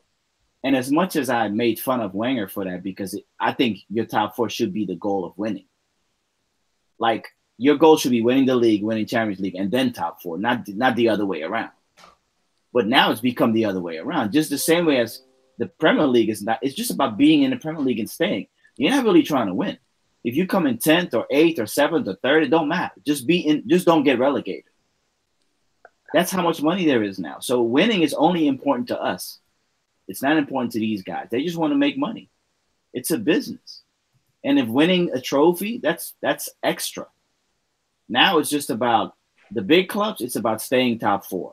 Winning, that's extra. The other clubs, it's just about staying. The fans are the only ones that want to win trophies. That's just how it is, you know. And then on top of it all, they make all this money, and the ticket prices still go up. Yo, I just want a Saudi prince. That's all I want. Yo, man, save us, because Saudi princes like trophies. Right, but the problem with the Glazers is from what I've read, and I don't know what it's like now, but from what I read, if they were to sell, the profit that they would make, it would still be underwater with a lot of their shit in the U.S. So I don't know how true that is. So I don't know how likely they're sell. So in essence, what I'm saying, let's say Man United's valuation is $5 billion and they bought it for like $2 billion. They need to sell it for $10 billion in order for it to work for them financially because of the other shit they got. But that was a while ago where they had issues with their property. They had malls that weren't working. So I don't know what it is. But you know, yeah, when I looked at their whole money situation, right. You know how it was, but you know the way they even acquired United, it wasn't even on their own bread. Nah, of course not. They have a bunch of debt laden onto United. Yeah. But that shows you what a cash cow United is, that they still making all this paper because they can afford to make $100 million transfer every year, no problem. United without the Glazers. Mm-hmm. Honestly, the best thing that happened to the EPL was the Glazers, because without the Glazers, man, United wins 80 titles in a row. You know what? You're right. Because they stopped spending a lot in Ferguson's later years. You know what I'm saying? Mm-hmm. So, it's the EPL is just insane. It's not even about winning. Like, I hate to say it, but Arsenal kind of showed everybody the game. Like, just chill, be top 4, get the paper, make it fake, act like you want to win. But not really. Buy a couple of players, but nothing crazy. Every year, $100 million to the stash, and repeat. Yeah, it's just I feel like Arsenal's what you call it, their little diversification is a little. They gotta update it. Oh man, their shit is dead. But the point is, the model works. You just have to update it. Like but the principle is the same. Like everybody wants top 4 because that's where the money is. You get Champions League money and you get more TV money. Mm-hmm. Like I said, United was on TV more than City. They made it. It's not about winning anymore. So yeah, it's everybody's following the Wenger model. If you win, it's just the accidental byproduct of being top 4. But I mean, City, they actually want to win. I think Mourinho wants to win too, but I think the hierarchy at United is not necessarily invested in winning as much. But I think Mourinho and Pep are the only